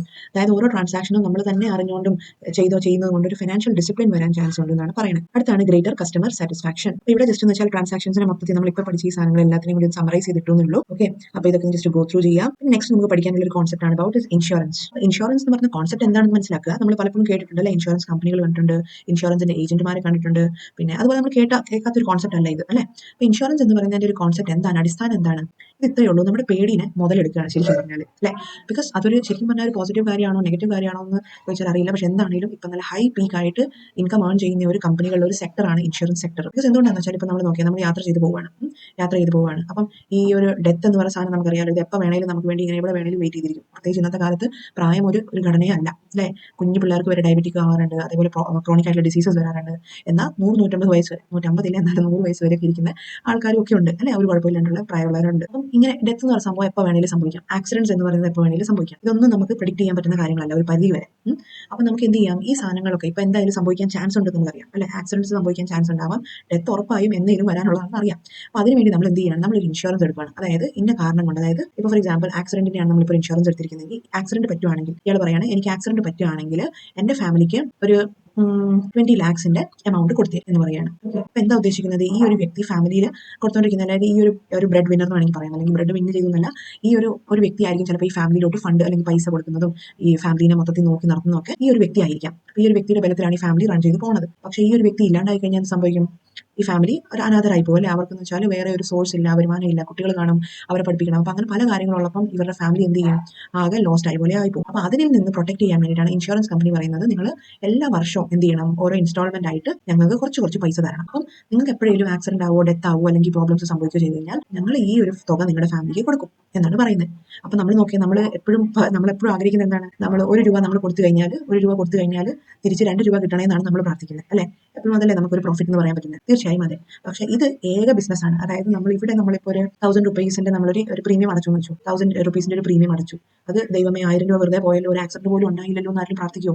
ഇല്ല. ബിക്കോസ് ഈ 1000 പോയാലും വേണ്ടിയല്ല, നമ്മൾ സേഫ് ആയിട്ടിരുന്നാൽ മതി എന്നേ ആൾക്കാർ പ്രാർത്ഥിക്കുള്ളൂ, റൈറ്റ്. പക്ഷേ എങ്ങാൻ അൺസേഫ് ആവുന്ന സിറ്റുവേഷൻ വന്നാൽ, എങ്ങാൻ അവർ അപകടത്തിൽ പെട്ടാൽ എന്നുള്ളൊരു പേടിയാണ് ഇവരെ ഇൻഷുറൻസ് കമ്പനിയുടെ നേട്ടം, ഇൻഷുറൻസ് കമ്പനിയുടെ ബെനിഫിറ്റ് എന്ന് പറയുന്നത്. ഓക്കെ, അതാണ് ബേസിക്കലി ഇൻഷുറൻസ് കമ്പനീസിന്റെ ഒരു റണ്ണിങ് എന്ന് പറയുന്നത്. അതായത് നമ്മുടെ ഉള്ളിലുള്ള ഒരു റിസ്ക് റിസ്കിനെ നമ്മൾ എന്ത് ചെയ്യാണ്, നമ്മൾ മിനിമൈസ് ചെയ്യാൻ വേണ്ടിയിട്ടാണ് ഇൻഷുറൻസ് പോളിസീസ് എടുക്കുന്നത്. ഇപ്പൊ എങ്ങനെ പോയാലും നമുക്കറിയാം, ഇപ്പൊ നമുക്കൊരു ഷോപ്പുണ്ട്, അത് എന്ത് ചെയ്യുന്നു, തീ പിടിച്ചു പോയി, അല്ലെങ്കിൽ കള്ളം കയറി എല്ലാം തട്ടിപ്പറിച്ചുകൊണ്ടൊക്കെ പോയി കഴിഞ്ഞാൽ അതും ലോസ് ആണ്. അപ്പം അതിനെതിരെയും നമുക്ക് എന്ത് ചെയ്യാം, ഇൻഷുറൻസ് എടുക്കാം. അപ്പൊ അങ്ങനെ ഇൻഷുറൻസ് എന്ന് പറയുമ്പോൾ പല രീതിയിലുണ്ട്, പല ടൈപ്സിലുണ്ട്. അപ്പൊ നമ്മൾ എന്തൊക്കെ ഇൻഷുറൻസ് എടുക്കുന്നു അതിന്റെ ആ ഒരു കവറേജ് മാത്രമാണ് നമുക്ക് കിട്ടുന്നത്, നമ്മളത് പ്രൂവ് ചെയ്ത് കഴിഞ്ഞാൽ. അപ്പം ബേസിക്കലി നമുക്കറിയാം, ഇപ്പം LIC ആണ് ബേസിക്കലി നമുക്ക് ഇൻഷുറൻസ് പ്രൊവൈഡ് ചെയ്യുന്ന ഒരു ഹോൾ ട്രസ്റ്റ് ഏജൻസി. LIC ഇപ്പോൾ ഒരാൾക്ക് ഇൻഷുറൻസ് കൊടുക്കുകയാണെങ്കിൽ LIC എന്ന് പറയുന്നതാണ് ഇൻഷുറർ. ഇനി ഈ വ്യക്തി എന്ന് പറയുന്നത്, ഈ സേവനം സ്വീകരിക്കുന്ന ആളെ നമ്മൾ പറയും ഇൻഷുർഡ് എന്ന് പറയും. നമുക്കറിയാം, ഇൻഷുററും ഇൻഷുർഡും ഉണ്ട്. ഇൻഷുറർ ആണ് ഈ ഇൻഷുർഡ് എന്ന് പറയുന്ന വ്യക്തിയെ കവർ ചെയ്യുന്ന ആൾ. ഇനി ഇതിന് പകരം കവർ ചെയ്യാൻ വേണ്ടിയിട്ട്, പ്രൊട്ടക്ട് ചെയ്യാൻ വേണ്ടിയിട്ട് ഈ ഇൻഷുർഡ് എന്ന് പറയുന്ന ആൾ കൊടുക്കുന്ന ഒരു കോൺട്രിബ്യൂഷൻ ആണ് പ്രീമിയം എന്ന് പറയുന്നത്. നമ്മൾ പറഞ്ഞില്ലേ ₹1000 കൊടുക്കുന്നു പറഞ്ഞത്, ഈ പ്രീമിയത്തിന് വേണ്ടിയിട്ടാണ് ഇൻഷുറൻസ് കമ്പനി ഇയാളെ ഇൻഷുറൻസ് ചെയ്യുന്നത്. ഓക്കെ, അപ്പൊ ഈ 3 കോൺസെപ്റ്റ് മനസ്സിലാക്കുക. ഇൻഷുറർ എന്താണ്, ഇൻഷുർഡ് എന്താണ്, പ്രീമിയം എന്താണെന്ന് മനസ്സിലാക്കുക. ഇനി അടുത്തൊരു കാര്യമാണ് ഫംഗ്ഷൻസ് ഓഫ് ഇൻഷുറൻസ്. ഏറ്റവും വലിയൊരു ഫംഗ്ഷൻ എന്താണ്, ഇതൊരു പ്രൊവൈഡിങ് സെർട്ടനിറ്റി എന്ന് പറയുമ്പോഴത്തേക്ക് നമുക്കറിയാം ഒരു തീർച്ചയുണ്ട് അല്ലെ. ആദ്യത്തെ പോയിന്റ് പറയുന്നത് വെച്ചാൽ നമുക്ക് certainty of happening of an event. ഇപ്പൊ നമ്മളിപ്പോൾ ഒരു ഷോപ്പ് ഇട്ട് കഴിഞ്ഞാൽ അവിടെ എന്തായാലും 100% നല്ല കാര്യങ്ങൾ അല്ലെങ്കിൽ പോസിറ്റീവായിട്ട് പോകണമെന്നാണ് നമ്മൾ ആഗ്രഹിക്കുന്നത്. ബട്ട് ഒരു ചാൻസ് എന്താണ്, അവിടെ ഒരു നെഗറ്റിവിറ്റി വരാനുള്ള ചാൻസ് ഇല്ലേ? തീർച്ചയായും ഉണ്ട്. നമ്മളിപ്പോൾ ഒരു യാത്രയ്ക്ക് പോവാണ്, ട്രാവൽ ചെയ്ത് പോകുമ്പോൾ നമുക്കറിയാം 100% നമ്മൾ എന്താണ് എക്വിപ്ഡ് ആണ്, നമ്മൾ ഹെൽമെറ്റ് ഉണ്ട്, എല്ലാം ധരിച്ചിട്ടുണ്ട്, ഒരു കുഴപ്പമില്ല. പക്ഷെ എന്നാൽ പോലും അവിടെ 1% ആക്സിഡന്റ് പറ്റാനുള്ള ചാൻസ് ഇല്ലേ? തീർച്ചയായും ഉണ്ട്. ആ ഒരു സാധ്യത എപ്പോഴും നമ്മുടെ കൂടെ ഉണ്ട് അല്ലെ. അപ്പം 100% നമ്മൾ ഒരു കുഴപ്പം വരികയില്ല എന്ന് പറഞ്ഞ് പോകുന്നത് മണ്ടത്തരാണ്. അപ്പം നമ്മൾ അപകടം പറ്റാൻ ചാൻസ് ഉള്ളത് കൊണ്ടാണ് നമ്മൾ എന്ത് ചെയ്യുന്നത്, നമ്മൾ ഹെൽമെറ്റ് ധരിക്കുന്നത്, പിന്നെ അതേപോലെ സ്പീഡ് ലിമിറ്റ് ചെയ്ത് പോകുന്നത് ഒക്കെ. ഇൻഷുറൻസിന്റെ സ്പെഷ്യാലിറ്റി എന്താണ്, അവ ഉദ്ദേശിക്കുന്നത് ഈ ഒരു 1%-നാണ്. ഈ അപകടം ഉണ്ടാക്കാനുള്ള ചാൻസ് എന്തായാലും അവിടെ ഉണ്ട് അല്ലെ, അത് നമ്മൾ ഇല്ല എന്ന് പറയാൻ പറ്റൂല. ഒരു വ്യക്തിയുടെ കാര്യത്തിലാണെങ്കിൽ ഡെത്ത് അല്ലെ, അതിനുള്ള പോസിബിലിറ്റി എപ്പോഴും ഉണ്ട്, ഇല്ലെങ്കിൽ ഞാൻ മരിക്കുകയില്ല എന്ന് പറയാൻ പറ്റില്ല. അപ്പൊ ആ ഒരു ശതമാനത്തിന് മേലാണ് ഈ ഇൻഷുറൻസ് കമ്പനീസ് ബിലീവ് ചെയ്യുന്നത്. നെക്സ്റ്റ് ആണ് പ്രൊട്ടക്ട് ചെയ്യുക എന്നുള്ളത്. അതായത് നമ്മൾ പറഞ്ഞു, എന്തെങ്കിലും ഒരു അപകടം വന്നു കഴിഞ്ഞാൽ, ഈ 1% വന്ന ഒരു കഷ്ടകാലത്തിന് ഒരു പ്രോബ്ലം വന്നു കഴിഞ്ഞാൽ അതിൽ നിന്ന് നമുക്ക് ഉണ്ടാകുന്ന റിസ്ക് ഒത്തിരി അധികമായിരിക്കും. ഇപ്പോൾ ഒരു വ്യക്തി നമ്മുടെ ഫാമിലിയിൽ എന്തുമാത്രം ഇമ്പോർട്ടന്റ് ആണെന്നുള്ളത് അതൊരിക്കലും ഇൻഷുറൻസ് കമ്പനിക്ക് അതിന് പകരം തരാൻ പറ്റൂല. പൈസയായിട്ടോ അല്ലെങ്കിൽ വേറെ വ്യക്തിയായിട്ടോ അവർക്ക് തരാൻ പറ്റൂല. എന്നാൽ പോലും ഒന്നും തരാതിരിക്കുന്നേക്കാളും ബെറ്റർ എന്താണ്, അവർക്ക് അറ്റ്ലീസ്റ്റ് ഒരു ചെറിയൊരു സാന്ത്വനം, ഒരു ചെറിയൊരു എമൗണ്ട് ഇയാളുടെ പേരിൽ കൊടുക്കുക എന്നുള്ളതാണ് ഇവിടെ ഉദ്ദേശിക്കുന്നത്, പ്രൊട്ടക്ട് ചെയ്യുക. നെക്സ്റ്റ് ആണ് റിസ്ക് ഷെയർ ചെയ്യുക. അതായത് ഈ പ്രീമിയം എല്ലായിടത്തും പ്രീമിയംസ് നമ്മൾ എന്ത് ചെയ്യുകയാണ്, ഇൻഷുറൻസ് കമ്പനി കളക്ട് ചെയ്യുകയാണ്. എന്നിട്ട് ആർക്കാണോ അപകടം വരുന്നതെന്ന് വെച്ചാൽ അവർക്ക് ആക്സിഡന്റ് പറ്റുന്നവർക്ക്, ആർക്ക് അപകടം വെച്ചാൽ അയാൾക്ക് കൊടുക്കുകയാണ്. അപ്പം എല്ലാവരും കൂടി ഷെയർ ചെയ്യുന്ന ആ ഒരു പ്രീമിയത്തിൽ നിന്നാണ് ആ റിസ്ക് നമ്മൾ മിനിമൈസ് ചെയ്യാൻ പറ്റുന്നത്. ഇനി അടുത്ത പ്രാവശ്യം നമുക്ക് എന്തെങ്കിലും ആവശ്യം വരുന്നെങ്കിലോ മറ്റുള്ളവർ തരുന്ന ആ ഒരു പ്രീമിയം നമുക്കും എന്ത് ചെയ്യും, ഉപകാരപ്പെടും. പൂളിംഗ് ഓഫ് പ്രീമിയംസ് ആണ് ബേസിക്കലി, പൂളിംഗ് ഓഫ് ഫണ്ട്സ്. ഇനി അസിസ്റ്റൻസ് ഇൻ ക്യാപിറ്റൽ ഫോർമേഷൻ. അതായത് ഇൻഷുറൻസ് കമ്പനിയുടെ ക്യാപിറ്റൽ എന്ന് പറയുന്നത് എന്താണ്, നമ്മൾ ബേസിക്കലി അറിയാവുന്നതാണ്, നമ്മുടെ കോമേഴ്സുകാർക്ക് അറിയാം. ക്യാപിറ്റലിന്റെ മീനിങ് എന്താണ്, ഒരു ബിസിനസ് തുടങ്ങാനുള്ള ഒരു വരുമാനം, അല്ലെങ്കിൽ ജനറേറ്റ് ചെയ്യാൻ, അല്ലെങ്കിൽ ബിസിനസ് തുടങ്ങി വെക്കാനുള്ള ഒരു വരുമാനം എന്ന് തന്നെ പറയാം അല്ലേ. അപ്പം ഇൻഷുറൻസ് കമ്പനികളെ സംബന്ധിച്ച് നോക്കുമ്പോൾ ഈ പ്രീമിയം ആണ് ശരിക്കും പറഞ്ഞാൽ ഇവരുടെ ഒരു വലിയൊരു വരുമാനം. ഇൻഷുറൻസ് കമ്പനികളുടെ പ്രീമിയം റിസീവ് ചെയ്താൽ മാത്രമാണ് അവർക്ക് അവരുടെ ഒരു സെക്ടർ ഗ്രോ ചെയ്യാൻ പറ്റുന്നത്. ഇനി അടുത്തത് നമുക്ക് പഠിക്കാനുള്ളത് പ്രിൻസിപ്പിൾസ് ഓഫ് ഇൻഷുറൻസ്. ഇനി എന്ത് അടിസ്ഥാനത്തിലാണ് ഈ പ്രിൻസിപ്പിൾസ് അല്ലെങ്കിൽ ഇൻഷുറൻസിന്റെ സെക്ടർ മൂവ് ചെയ്യുന്നത് ചോദിച്ചു കഴിഞ്ഞാൽ ഏറ്റവും ആദ്യത്താണ് അറ്റ്മോസ്റ്റ് ഗുഡ് ഫെയ്ത്ത്. അപ്പം അറ്റ്മോസ്റ്റ് ഗുഡ് ഫെയ്ത്ത് എന്ന് പറയുമ്പോഴത്തേക്കും ഇവിടെ ഒരു ചെറിയൊരു ലാറ്റിൻ എക്സ്പ്രഷനും കൂടി ഇവിടെ പറയുന്നുണ്ട്. അതായത് a contract of insurance is a contract of അബ്രിമിഫൈഡ് എന്ന് പറയുമ്പോഴത്തേക്കും a contract found on utmost good faith അല്ലെ. മനസ്സിലായിട്ടില്ല എന്ന് അറിയാം, എന്തായാലും ക്ലിയർ ആയിട്ട് പറയാം. അറ്റ്മോസ്റ്റ് ഗുഡ് ഫെയ്ത്ത് എന്ന് വെച്ചാൽ ഇത്ര ഉദ്ദേശിക്കുന്നുള്ളൂ, നമ്മൾ ഇൻഷുറൻസ് എടുക്കുന്ന ടൈമിൽ അവിടെ 2 പേരുണ്ടെന്ന് പറഞ്ഞല്ലോ. ആരാണ്, ഇൻഷുററും ഉണ്ട്, ഇൻഷുറർ എന്ന് പറയുമ്പോൾ ഇൻഷുറൻസ് തരുന്നയാള്, കവറേജ് തരുന്നയാള്, പിന്നെ നമുക്കാണ് ഇൻഷുറൻസ് വേണ്ടിയതെങ്കിൽ ഇൻഷുർഡും ഉണ്ട്. അങ്ങനെ 2 വ്യക്തികളുണ്ട്. അപ്പം ഇൻഷുറർ എന്ത് ചെയ്യണം, എല്ലാ കാര്യങ്ങളെ പറ്റി, ഇൻഷുറൻസിന്റെ എല്ലാവിധ നൂലാമാലകളെ പറ്റിയും കാര്യങ്ങളെ പറ്റി എല്ലാം ഈ ഇൻഷുർഡിനോട് ആദ്യമേ പറഞ്ഞിരിക്കണം. അതേപോലെ തന്നെ ഇൻഷുർഡ് എന്ത് ചെയ്യണം, വളരെ ട്രൂത്ത്ഫുൾ ആയിട്ട്, വളരെ ക്ലിയർ ആയിട്ട്, ഫുൾ ആയിട്ടുള്ള ഡീറ്റെയിൽസ് എല്ലാം ഇൻഷുററിനോടും പറഞ്ഞിരിക്കണം. ഇനി നെക്സ്റ്റ് പ്രിൻസിപ്പിൾ ആണ് ഇൻഷുറബിൾ ഇൻട്രസ്റ്റ്. അപ്പം ഇത് എന്ന് വെച്ചാൽ കുറച്ച് കോംപ്ലിക്കേറ്റഡ് ആയിട്ടുള്ള കോൺസെപ്റ്റ്സ് ആണ്. എന്നാൽ പോലും ഇത് പഠിച്ചെടുക്കാൻ കുഴപ്പമില്ലാത്ത കുറച്ച് കോൺസെപ്റ്റ് ആണ്, പഠിക്കേണ്ട കുറച്ച് കോൺസെപ്റ്റ് ആണ്. ബിക്കോസ് ഇത് ചോദിക്കാറുള്ളതാണ്. അറ്റ്മോസ്റ്റ് ഗുഡ് ഫെയ്ത്ത് എന്നുള്ളത് ഇതിന് മുമ്പത്തെ പ്രീവിയസ് ഇയർ ക്വസ്റ്റൻസിന് വന്നിട്ടുണ്ട്. ഇനി ഇൻഷുറബിൾ ഇൻട്രസ്റ്റ് എന്ന് വെച്ചാൽ, ഇൻഷുറബിൾ ഇൻട്രസ്റ്റ് എന്ന് പറയുമ്പോൾ ഇനി ഈ പോയിന്റുമായിട്ട് യാതൊരു ബന്ധമില്ലാത്ത കാര്യമായിരിക്കും പറയാൻ പോകുന്നത് കേട്ടോ. അപ്പം ക്ലിയർ ആയിട്ട് മനസ്സിലാക്കുക. ഇൻഷുറബിൾ ഇൻട്രസ്റ്റ് എന്ന് വെച്ചാൽ നമ്മുടെ ഇൻഷുർഡ് നമ്മൾ പറഞ്ഞല്ലോ, നമ്മൾ എന്തിനാണോ ഇൻഷുറൻസ് ചെയ്യുന്നത് അതിന് അയാൾക്കൊരു ഓണർഷിപ്പ് ഉണ്ടാവണം എന്നാണ് പറയുന്നത് അല്ലേ. അപ്പൊ നമ്മുടെ ഇതുമായിട്ട് യാതൊരു ബന്ധമില്ലാത്ത ഒരു എക്സ്പ്ലനേഷൻ ആണെന്ന് അറിയാം, പക്ഷേ ഇതാണ് എന്റെ മീനിങ്. ഇപ്പൊ അതിന്റെ എക്സാമ്പിൾ പറയുകയാണെങ്കിൽ, ഇപ്പൊ നമ്മളൊരു ഷോപ്പ് ഉണ്ടെന്ന് വിചാരിക്കാം. നമുക്കൊരു ഷോപ്പ് ഉണ്ട്, നമ്മളതിന്റെ ഓണറാണ്. ഓക്കെ, നമ്മളതിന്റെ ഓണറാണ്. അപ്പൊ നമ്മുടെ ഷോപ്പിനെ നമ്മൾ ഫയർ ഇൻഷുറൻസ് എടുക്കുകയാണ്. ഫയർ ഇൻഷുറൻസ് ഇത് നമ്മുടെ ഇൻഷുറൻസ് കമ്പനിയാണ് LIC. ഇവരെ നമ്മൾ എന്താണ് വിളിക്കുന്നത്, ഇൻഷുറർ എന്ന് നമ്മൾ വിളിക്കുന്നത് അറിയാലോ. അതെ, അപ്പൊ നമ്മൾ എന്ത് ചെയ്യുകയാണ്, നമ്മൾ ഈ ഷോപ്പിന്റെ ഓണർ ആണെങ്കിൽ നമ്മൾ തീർച്ചയായും നമുക്കൊരു ഇൻട്രസ്റ്റ് ഉണ്ട് അല്ലെ, നമ്മുടെ ഷോപ്പിന് യാതൊരു രീതിയിലും അപകടം വരാൻ പാടില്ല എന്നുള്ളത് നമ്മുടെ 100% വിശ്വാസം. ഇനി അപകടം വന്നാൽ എന്ത് ചെയ്യും എന്നുള്ള തോട്ട് 1% അല്ലെ. അപ്പൊ ഈ 1% അപകടം വന്നാൽ എന്ത് ചെയ്യും എന്നുള്ളതിന്റെ ഉത്തരമാണ് ഫയർ ഇൻഷുറൻസ്. നമ്മൾ ഫയർ ഇൻഷുറൻസ് പോയി എടുത്തു. അപ്പൊ എന്താ സംഭവം, നമുക്ക് ഈ ഒരു റിലേഷൻഷിപ്പ് ഇവർക്ക് ട്രസ്റ്റ് വർത്തി ആണ് അല്ലെ, നമുക്കിത് ട്രസ്റ്റ് ചെയ്യാൻ പറ്റുന്ന ഒരു ബന്ധമാണ്. ബിക്കോസ് ഇതിന് ഇയാളുടെ ഓണർഷിപ്പിലുള്ള ഈ ഷോപ്പ് ആയതുകൊണ്ട് ഇയാൾ ഇതിൽ ഇൻട്രസ്റ്റ് കാണിക്കും, ഇയാൾ ഇതിനുള്ള പ്രീമിയം പേ ചെയ്യും എന്നുള്ളത് നമുക്ക് ഉറപ്പുണ്ട്. ഇനി സിറ്റുവേഷൻ നമ്പർ 2 എന്താണ്, ഈ അടുത്തൊരു സിസ്റ്റം നമുക്ക് അനലൈസ് ചെയ്താൽ മനസ്സിലാവും. അതായത് നമുക്ക് ഇപ്പൊ ഓണർ ആയിട്ടുള്ള ഒരു വ്യക്തി, ഇപ്പൊ നമ്മുടെ ഷോപ്പിന്റെ ഓണർ മിസ്റ്റർ എ ആണ്. ഓക്കെ, മിസ്റ്റർ എ ആണ്. ഇനി ഈ ഷോപ്പിന്റെ ഓണർ ഒരു സ്റ്റാഫിനെ വെച്ചിട്ടുണ്ട്. ഓക്കെ, അത് ബി എന്ന് പറയുന്ന ആളാണ് സ്റ്റാഫ്. ഈ സ്റ്റാഫാണ് എന്ത് ചെയ്യുന്നത്, ഇൻഷുറൻസ് എടുക്കുന്നത്. ഇൻഷുറൻസ് ഇനിഷ്യേറ്റ് ചെയ്തത് സി അല്ലെങ്കിൽ LIC എന്ന് പറയുന്ന LIC എന്നിട്ടേക്ക് അല്ലെ, LIC കമ്പനിയായിട്ട് സ്റ്റാഫിയാണ് ഇൻഷുറൻസ് എടുക്കുന്നത്. അപ്പൊ ഈ സിറ്റുവേഷനിൽ LIC ഏജന്റിന് ശരിക്കും പറഞ്ഞാൽ ബിലീവ് ചെയ്യാൻ പറ്റുമോ, അതായത് ഇവരുമായിട്ട് ഇയാളുടെ പേരും വെച്ചുകൊണ്ട് ഒരു ഇൻഷുറൻസിലോട്ട് ഏർപ്പെട്ടാൽ എന്തായിരിക്കും അവസ്ഥ. ഇയാൾക്ക് ശരിക്കും ഇതൊരു സ്റ്റാഫ് മാത്രമാണ് അല്ലെ, അപ്പൊ ഇയാൾക്ക് ഈ ഷോപ്പിന്റെ മേളിൽ ഒരു ഇൻട്രസ്റ്റ് ഉണ്ടാവണം യാതൊരു നിർബന്ധമില്ല. ഇയാൾക്ക് ഇതിന്റെ വരുമാനത്തിൽ ഒരു പങ്ക് ഇയാളുടെ സാലറി ആയിട്ട് കിട്ടുന്നതുകൊണ്ട് ഇയാൾ സേവനം കൊടുക്കുന്നേ ഉള്ളൂ. അപ്പം അതിന് വേണ്ടിയിട്ടുള്ള റെസ്പോൺസിബിലിറ്റി ഒന്നും ഫുൾ ആയിട്ട് ഏറ്റെടുക്കാൻ പറ്റൂല. അപ്പം ഇവിടെ എന്ത് ചെയ്യാൻ പറ്റൂല, ഈ ബി എന്ന് പറയുന്ന ആളുടെ കൂടെ ഇൻഷുറൻസിൽ പങ്കുചേരാൻ പറ്റൂല.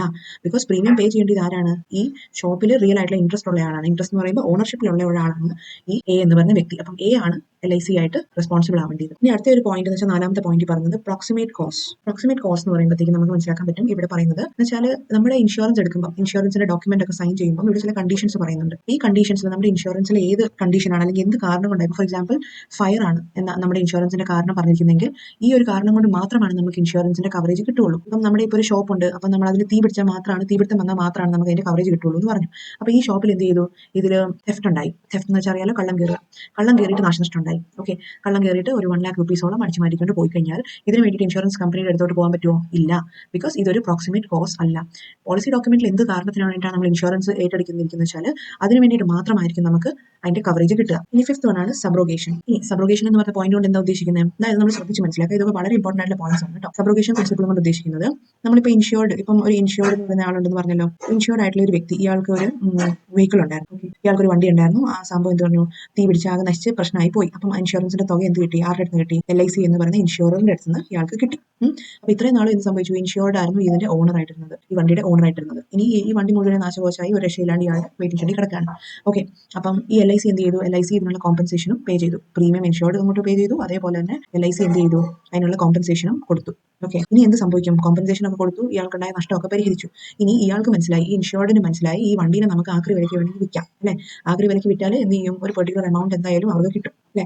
അപ്പൊ ഇയാൾ വീണ്ടും ഈ വണ്ടീനെ എടുത്ത് ശരിയാക്കാനോ അല്ലെങ്കിൽ ആക്രിക്ക് കൊടുക്കാനോ മറിച്ച് വിൽക്കാനോ ഒക്കെ നോക്കും. അപ്പൊ അത് സംഭവിക്കാതിരിക്കാൻ വേണ്ടി ഈ ഓണർഷിപ്പ് എന്ന് പറയുന്ന ആരുടെ കയ്യിലോട്ട് പോകും, ഇത് ഇൻഷുററിന്റെ കയ്യിലോട്ട് പോകും. അതായത് കോമ്പൻസേഷൻ പേ ചെയ്ത് കഴിഞ്ഞാൽ ഇൻഷുറർ ഈ വണ്ടി കൊണ്ട് പോകുമെന്ന് ചുരുക്കം. എന്ന് വെച്ചാൽ ഈ വണ്ടി വെച്ചുകൊണ്ട് ഇയാൾ ഓൾറെഡി എന്ത് ചെയ്യുന്നു, ഇൻഷുറൻസ് കമ്പനിയുടെ അടുത്ത് ഒരു കോമ്പൻസേഷൻ മേടിച്ചു. അത് കൂടാണ്ട് ഒരു ബെനിഫിറ്റ് മേടിക്കേണ്ട ആവശ്യം ഇല്ല. ഇനി 6th പോയിന്റ് ആണ് കോൺട്രിബ്യൂഷൻ. അപ്പൊ നമുക്കറിയാം ഇൻഷുറൻസ് കോൺട്രാക്ട് എന്ന് പറയുമ്പോൾ എന്താണ്, it's A pooling of fund ആണ്. അപ്പം പല ആൾക്കാരുടെയും പല ഇൻഷുറൻസിന്റെയും പ്രീമിയം കളക്ട് ചെയ്തിട്ടാണ് നമ്മുടെ ഇൻഷുറൻസ് കമ്പനി ഒരു പെർട്ടിക്കുലർ വ്യക്തിക്ക് ലോസിന്റെ ടൈമിൽ കോമ്പൻസേഷൻ കൊടുക്കുന്നത്. അപ്പൊ അതാണ് ഇവിടെ ഉദ്ദേശിക്കുന്നത്. കോമ്പൻസേഷൻ ഒരാൾക്ക് നമ്മൾ പ്രൊവൈഡ് ചെയ്യണമെന്നുണ്ടെങ്കിൽ അത്രയും കൂടുതൽ ആൾക്കാരുടെ അടുത്തുള്ള പ്രീമിയംസ് കളക്ട് ചെയ്തിട്ട് ഒന്നിച്ച് കൂടുമ്പോഴാണ്, കോൺട്രിബ്യൂഷൻസ് ഒന്നിച്ച് കിട്ടുമ്പോഴാണ് നമ്മൾ ഒരു ഇൻഷുർഡിന് പേയ്മെന്റ് കൊടുക്കാൻ പറ്റുന്നത്. ഒരു മ്യൂച്വൽ ഹെൽപ്പ് പോലെയാണ്. ഇനി 7th പോയിന്റ് ആണ് മിറ്റിഗേഷൻ. മിറ്റിഗേഷൻ എന്ന് വെച്ചാൽ സ്റ്റെപ്പ് എന്താണെന്ന് വെച്ചാൽ മീനിങ് ഇത് മാക്സിമം ലോസിനെ റിഡ്യൂസ് ചെയ്യുക എന്നുള്ളതാണ്, ലോസിനെ ഏറ്റവും കുറയ്ക്കുക എന്നുള്ളതാണ്. അതായത് ഇൻഷുർഡ് എന്ന് പറയുമ്പോൾ നമുക്കറിയാം ഈ ഇൻഷുറൻസ് എടുത്തിരിക്കുന്ന ആൾ അല്ലെ, പ്രോപ്പർട്ടിയുടെ ഓണർ, ആ വ്യക്തിക്കുണ്ടായ നാശനഷ്ടം ലോസിനെ കുറയ്ക്കുക എന്നുള്ളതാണ്. അപ്പം ഇയാൾക്കുണ്ടായ ലോസ് എന്ന് പറയുമ്പോൾ ചിലപ്പോൾ ഒരു 2 lakhs ലോസ് ആയിരിക്കും ഉണ്ടായത്. അപ്പോൾ ഇൻഷുറൻസ് പോളിസി അനുസരിച്ച് ഇയാൾക്ക് ചിലപ്പോൾ നമ്മൾ കൊടുക്കുന്നത് ഒരു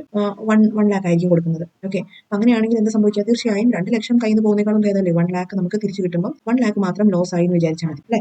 അപ്പം അതിനെയാണ് മിറ്റിഗേഷൻ ഓഫ് ലോസ് എന്നും പറയുന്നത്. നമുക്ക് അടുത്ത് നോക്കാനുള്ളതെന്ന് പറയുമ്പോൾ ടൈപ്സ് ഓഫ് ഇൻഷുറൻസ് ആണ്. ടൈപ്സ് ഓഫ് ഇൻഷുറൻസ് പല തരത്തിലുണ്ട്. അപ്പോൾ ഇൻഷുറൻസിന്റെ ടൈപ്സ് നമുക്ക് നോക്കാനാണെങ്കിൽ ഇവിടെ ക്ലാസിഫൈ ചെയ്തിട്ടുണ്ട്. ദാറ്റ് ഇസ് ലൈഫ് ഇൻഷുറൻസും ജനറൽ ഇൻഷുറൻസും. ലൈഫ് ഇൻഷുറൻസ് എന്ന് പറയുമ്പോൾ നമ്മൾ എന്ത് ചെയ്യാണ്? നമ്മൾ ലൈഫിനെയാണ് അവിടെ ഇൻഷുർ ചെയ്യുന്നത്. നമ്മുടെ ജീവിതം, ആ ഒരു എക്സിസ്റ്റൻസിനെയാണ് അവിടെ ഇൻഷുർ ചെയ്യുന്നത്, ലൈഫ് ഇൻഷുറൻസ്. ഇനി ബാക്കിയൊക്കെ എന്ന് പറയുമ്പോൾ ജനറൽ ഇൻഷുറൻസ് എന്ന് പറഞ്ഞ കാറ്റഗറിയിൽ വരും. അപ്പോൾ ജനറൽ ഇൻഷുറൻസിലാണ് നമ്മുടെ വണ്ടിയുടെ ഇൻഷുറൻസും പിന്നെ അതേപോലെ നമ്മുടെ ഷോപ്പിന്റെ ഇൻഷുറൻസും പിന്നെ മെറൈൻ ഇൻഷുറൻസ്, അങ്ങനെ ഒത്തിരി കാറ്റഗറീസ് ഉണ്ട് അതിൽ വരുന്നത്. ഓക്കെ, അപ്പോൾ ഏറ്റവും ആദ്യമേ നമുക്ക് നോക്കാം what is life insurance. Life insurance എന്ന് നോക്കിക്കഴിഞ്ഞാൽ നമുക്കറിയാം ലൈഫ് എന്ന് പറയുമ്പോഴത്തേക്കും അൺസർട്ടൺ ആണ് അല്ലെ. ലൈഫ് എന്ന് പറയുമ്പോൾ അൺസർട്ടൺ ആണ്, അവിടെ ഡെത്തിനുള്ള പോസിബിലിറ്റി എപ്പോഴും നമ്മുടെ കൂടെ തന്നെയുണ്ട് അല്ലെ. ഇപ്പോൾ വേണേലും മരണപ്പെടാനുള്ള ചാൻസ് ഉണ്ട്. ഇനി ലൈഫ് ഇൻഷുറൻസിൽ തന്നെ വേറെ പല ഇൻഷുറൻസ് ഉണ്ട്. അതായത് disability insurance, health or medical insurance, പിന്നെ അടുത്തത് ആനിറ്റി ഇൻഷുറൻസ്. അങ്ങനെയാണ് പല രീതിയിലും ഇൻഷുറൻസിന്റെ ക്ലാസിഫിക്കേഷൻ ഉണ്ട്. ഇനി ലൈഫ് ഇൻഷുറൻസിനെ തന്നെ നമുക്കറിയാം പലതായിട്ട് ക്ലാസിഫൈ ചെയ്യാം. ഏറ്റവും ആദ്യത്താണ് ഹോൾ ലൈഫ് പോളിസി. രണ്ടാമത്താണ് endowment life insurance policy, endowment policy എന്ന് പറയും. ഇനി മൂന്നാമത്താണ് ജോയിന്റ് ലൈഫ് പോളിസി. നാലാമത്താണ് ആന്വിറ്റി പോളിസി. ഫിഫ്ത് വൺ ആണ് ചിൽഡ്രൻസ് എൻഡോമെന്റ് പോളിസി. ഇത് ഇമ്പോർട്ടന്റ് ആയിട്ട് കൺസിഡർ ചെയ്യുക. ഈ ഒരു പോളിസിയുടെ ടൈപ്സ് ചിലപ്പോൾ അത്രയും ഡീറ്റെയിൽ ആയിട്ട് ചോദിച്ചില്ലേ പോലും ലൈഫ് ഇൻഷുറൻസിന്റെ ക്ലാസിഫിക്കേഷനും ഇതിന്റെ ഡീറ്റെയിൽസ് ഒക്കെ കുറച്ച് ഇമ്പോർട്ടൻസ് ഉള്ളതാണ്. ഇൻഷുറൻസ് എങ്ങനെയാണ് ക്ലാസിഫൈ ചെയ്യുന്നത്, ലൈഫ് ഇൻഷുറൻസും ജനറൽ ഇൻഷുറൻസ് ആയിട്ടും ലൈഫ് ഇൻഷുറൻസിന്റെ ഈ 5 ക്ലാസിഫിക്കേഷൻസ് അറിഞ്ഞിരിക്കുക. അപ്പോൾ ഏറ്റവും ആദ്യം ഈ ഹോൾ ലൈഫ് പോളിസിയുടെ സ്പെഷ്യാലിറ്റി എന്താണെന്ന് വെച്ചാൽ ഇവിടുത്തെ സ്പെഷ്യാലിറ്റി നമ്മുടെ ഇൻഷുർ എന്ന് പറയുമ്പോഴത്തേക്കും എൽ ഐ സി എന്ത് ചെയ്യുന്നു? കോമ്പൻസേഷൻ കൊടുക്കുന്നു. അപ്പോഴാണ് നമ്മൾ ലൈഫ് ഇൻഷുറൻസ് ആണെന്ന് ഓർത്തോണം. അപ്പോൾ ഇവിടെ ഷോപ്പോ അല്ലെങ്കിൽ സാധനങ്ങളോ ഒന്നുമില്ല, പ്രോപ്പർട്ടി ഒന്നുമില്ല. നമ്മുടെ ഇവിടെ ലൈഫിന്റെ മേളിലാണ്, ഈ പറയുന്ന ഇൻഷുർഡിന്റെ ലൈഫിന്റെ മേളിലാണ് നമ്മൾ പോളിസി എടുക്കുന്നത്. ഓക്കെ, അപ്പം ഈ ലൈഫ് ഇയാളിത് മരണപ്പെട്ട് പോയി കഴിഞ്ഞ് കഴിയുമ്പോഴത്തേക്കുമാണ് ഈ പൈസ അവർക്ക് കൊടുക്കുന്നത്, കോമ്പൻസേഷൻ കൊടുക്കുന്നത്. അത്രയും നാളും ഇൻഷുർഡ് പ്രീമിയം ആയിട്ട് പേ ചെയ്തുകൊണ്ടിരിക്കണം. എന്നിട്ട് ഇയാളുടെ മരണത്തിന് ശേഷം ഈ കോമ്പൻസേഷൻ ഇവർക്ക് കൊടുക്കും എന്ന് പറയുമ്പോൾ എപ്പോഴും ഓർക്കുക, മരിച്ചു കഴിഞ്ഞിട്ട് ഇയാൾക്ക് കൊടുക്കാൻ പറ്റുമോ? ഇല്ല, മറിച്ച് ഇയാളുടെ ബെനിഫിഷ്യറീസിനായിരിക്കും നമ്മൾ കൊടുക്കാൻ പോകുന്നത്. വെച്ചാൽ അയാളുടെ തൊട്ടടുത്ത ബെനിഫിഷ്യറി ചിലപ്പം അയാളുടെ ഭാര്യയാവാം, മക്കളാവാം. അപ്പോൾ അവരുടെ പേരിലായിരിക്കും ചിലപ്പോൾ ഇൻഷുറൻസ് പോളിസി എടുത്തിരിക്കുന്നതെങ്കിൽ അവർക്കായിരിക്കും നമ്മൾ ആ ഒരു പൈസ പേ ചെയ്യുന്നത്. ക്ലിയറാണെന്ന് വിശ്വസിക്കുന്നു. ഇനി അടുത്താണ് എൻഡോമെന്റ് പോളിസി. എൻഡോമെന്റ് പോളിസിയുടെ സ്പെഷ്യാലിറ്റി എന്ന് പറയുമ്പോൾ നമുക്കിവിടെ 2 വ്യക്തികളെ എടുക്കാം. എൽ ഐ സി നമ്മുടെ ഇൻഷുറും ഇനി ഇൻഷുറൻസ് പേ ചെയ്തുകൊണ്ടിരിക്കുന്നത് നമ്മുടെ ഇൻഷുർഡുമാണ്. ഓക്കെ, ഇത് നമ്മുടെ ഇൻഷുർഡും. ഈ 2 വ്യക്തികളുണ്ടെന്ന് അറിയാലോ. അപ്പോൾ ഇയാൾ ഇങ്ങനെ പ്രീമിയം പേ ചെയ്തുകൊണ്ടാണ് ഇരിക്കുന്നത്. അപ്പോൾ ഇവിടുത്തെ എൻഡോമെന്റ് പോളിസിയുടെ കൺസിഡറേഷൻ എന്താണെന്ന് വെച്ചാൽ ഇതൊരു പെർട്ടിക്കുലർ പീരിയഡിലോട്ടായിരിക്കും പേ ചെയ്യുന്നത്. ഫോർ എക്സാമ്പിൾ 30 years, 30 വർഷത്തേക്ക്. ഓക്കെ, 30 yearsലേക്കായിരിക്കും ഇയാൾ ഈ പറയുന്ന എമൗണ്ട് പേ ചെയ്യുന്നത്. അപ്പം ഈ 30 വർഷത്തോളം നമ്മൾ ഇയാൾ പ്രീമിയം പേ ചെയ്തുകൊണ്ടിരിക്കും. അതിന് മുന്നേ ഇയാൾ മരണപ്പെടുവാണെങ്കിൽ, ഡെത്ത് സംഭവിക്കുകയാണെങ്കിൽ എൽ ഐ സി എന്ത് ചെയ്യണം? ഈ പറയുന്ന ഇൻഷുറൻസ് കമ്പനി ഇയാളുടെ ലീഗൽ ഹയേഴ്സ് എന്ന് പറയുമ്പോൾ ഇയാളുടെ വൈഫോ ഇയാളുടെ കുട്ടികളോ കിഡ്സ് കുട്ടികൾക്കോ എന്ത് ചെയ്യും? ഈ പൈസ പേ ചെയ്യും ഇയാൾ മരണപ്പെടുവാണെങ്കിൽ. ഇനി 30 വർഷം വരെ നമ്മൾ എന്ത് ചെയ്യുന്നു? ഇൻഷുർഡ് പേയ്മെന്റ് ചെയ്യുവാണ്. ഇയാൾ മരണപ്പെടുന്നു ഇല്ല എന്നുണ്ടെങ്കിൽ ഈ പൈസ 30 years കംപ്ലീറ്റ് ആകുമ്പോഴത്തേക്കും ഇൻഷുർഡിന് വേണ്ടിയിട്ട് പേയ്മെന്റ് കൊടുത്തോളും. ഇൻഷുർഡിന് ആ ഒരു പ്രീമിയം കൊടുത്തോളും. പ്രീമിയം അല്ല, പൈസ കൊടുത്തോളും, എമൗണ്ടിന്റെ സമ്മഷ്യോട്. ഇനി അടുത്താണ് joint life policy. Joint life policy എന്ന് പറയുമ്പോഴത്തേക്കും ഇവിടെ എൽ ഐ സി അല്ലെങ്കിൽ ഈ പറയുന്ന ഇൻഷുർഡ് നമ്മൾ പറഞ്ഞല്ലോ, ഇൻഷുററും ഉണ്ട് ഇൻഷുർഡും ഉണ്ട്. അപ്പം ഇവിടെ ഇൻഷുർഡിന്റെ സ്പെഷ്യാലിറ്റി എന്ന് വെച്ചാൽ ഒന്നിൽ കൂടുതൽ വ്യക്തികളായിരിക്കും ഇവിടെ ഇൻഷുർഡ് ആയിട്ട് ഉണ്ടാകുക. അപ്പം അത് ചിലപ്പം ഹസ്ബൻഡും വൈഫും ആവാം അല്ലെ. ഇപ്പം നമ്മൾ ഓക്കെ എന്ന് പറഞ്ഞാൽ നമ്മളും ഇപ്പം എങ്ങും കൂടാതെ അല്ലെങ്കിൽ നമ്മുടെ ഫേസ്ബുക്ക് ഫ്രണ്ട് ആയിട്ടുള്ള സെഡിനെ വെച്ച് നമ്മൾ ഇൻഷുറൻസ് പോളിസി എടുക്കുമോ? ഇല്ല, ബിക്കോസ് സെഡിന് എന്ത് സംഭവിച്ചാലും നമുക്ക് പ്രത്യേകിച്ച് ഒരു ഗുണമില്ല, അല്ലെങ്കിൽ നമുക്ക് പ്രത്യേകിച്ച് ബന്ധമൊന്നും ഉണ്ടാവണമെന്നില്ല. അപ്പം ഇങ്ങനെ 2 പേര് തമ്മിൽ ഇൻഷുറൻസ് പോളിസി എടുക്കാൻ പറ്റുമോ? ജോയിന്റ് ലൈഫ് പോളിസി എടുക്കാൻ പറ്റുമോ? ഇല്ല. ഇവിടെ ഹസ്ബൻഡ് വൈഫും തമ്മിൽ എടുക്കാൻ പറ്റും. ഓക്കെ, എന്തുകൊണ്ടാണ്? ബിക്കോസ് ഇവർ 2 പേരുടെയും ആ ഒരു വെൽ വിഷറാണ് അല്ലെ. ഹസ്ബൻഡൊന്നും പറ്റരുതെന്നാണ് വൈഫിന്റെ തോട്ട്, വൈഫിനൊന്നും പറ്റരുതെന്നാണ് ഹസ്ബൻഡിന്റെ തോട്ട്. അപ്പോൾ ഇവിടെ ഒരു മ്യൂച്വൽ ഇൻട്രസ്റ്റ് ഉള്ളതുകൊണ്ട് ഇവിടുത്തെ സിറ്റുവേഷനിൽ ഇങ്ങനത്തെ പോളിസീസ് കിട്ടും. അല്ലാത്ത പക്ഷം 2 വ്യക്തികൾ, 2 ബന്ധമില്ലാത്ത 2 പേര് തമ്മിൽ ഇൻഷുറൻസ് പോളിസി കിട്ടുമോ എന്ന് ചോദിച്ചു കഴിഞ്ഞാൽ അവർ ഓടിക്കും. ജോയിന്റ് ലൈഫ് പോളിസി എന്ന് പറയുമ്പോൾ അതാണ്. ഇനി ഹസ്ബൻഡ് വൈഫ് മാത്രമാണോ?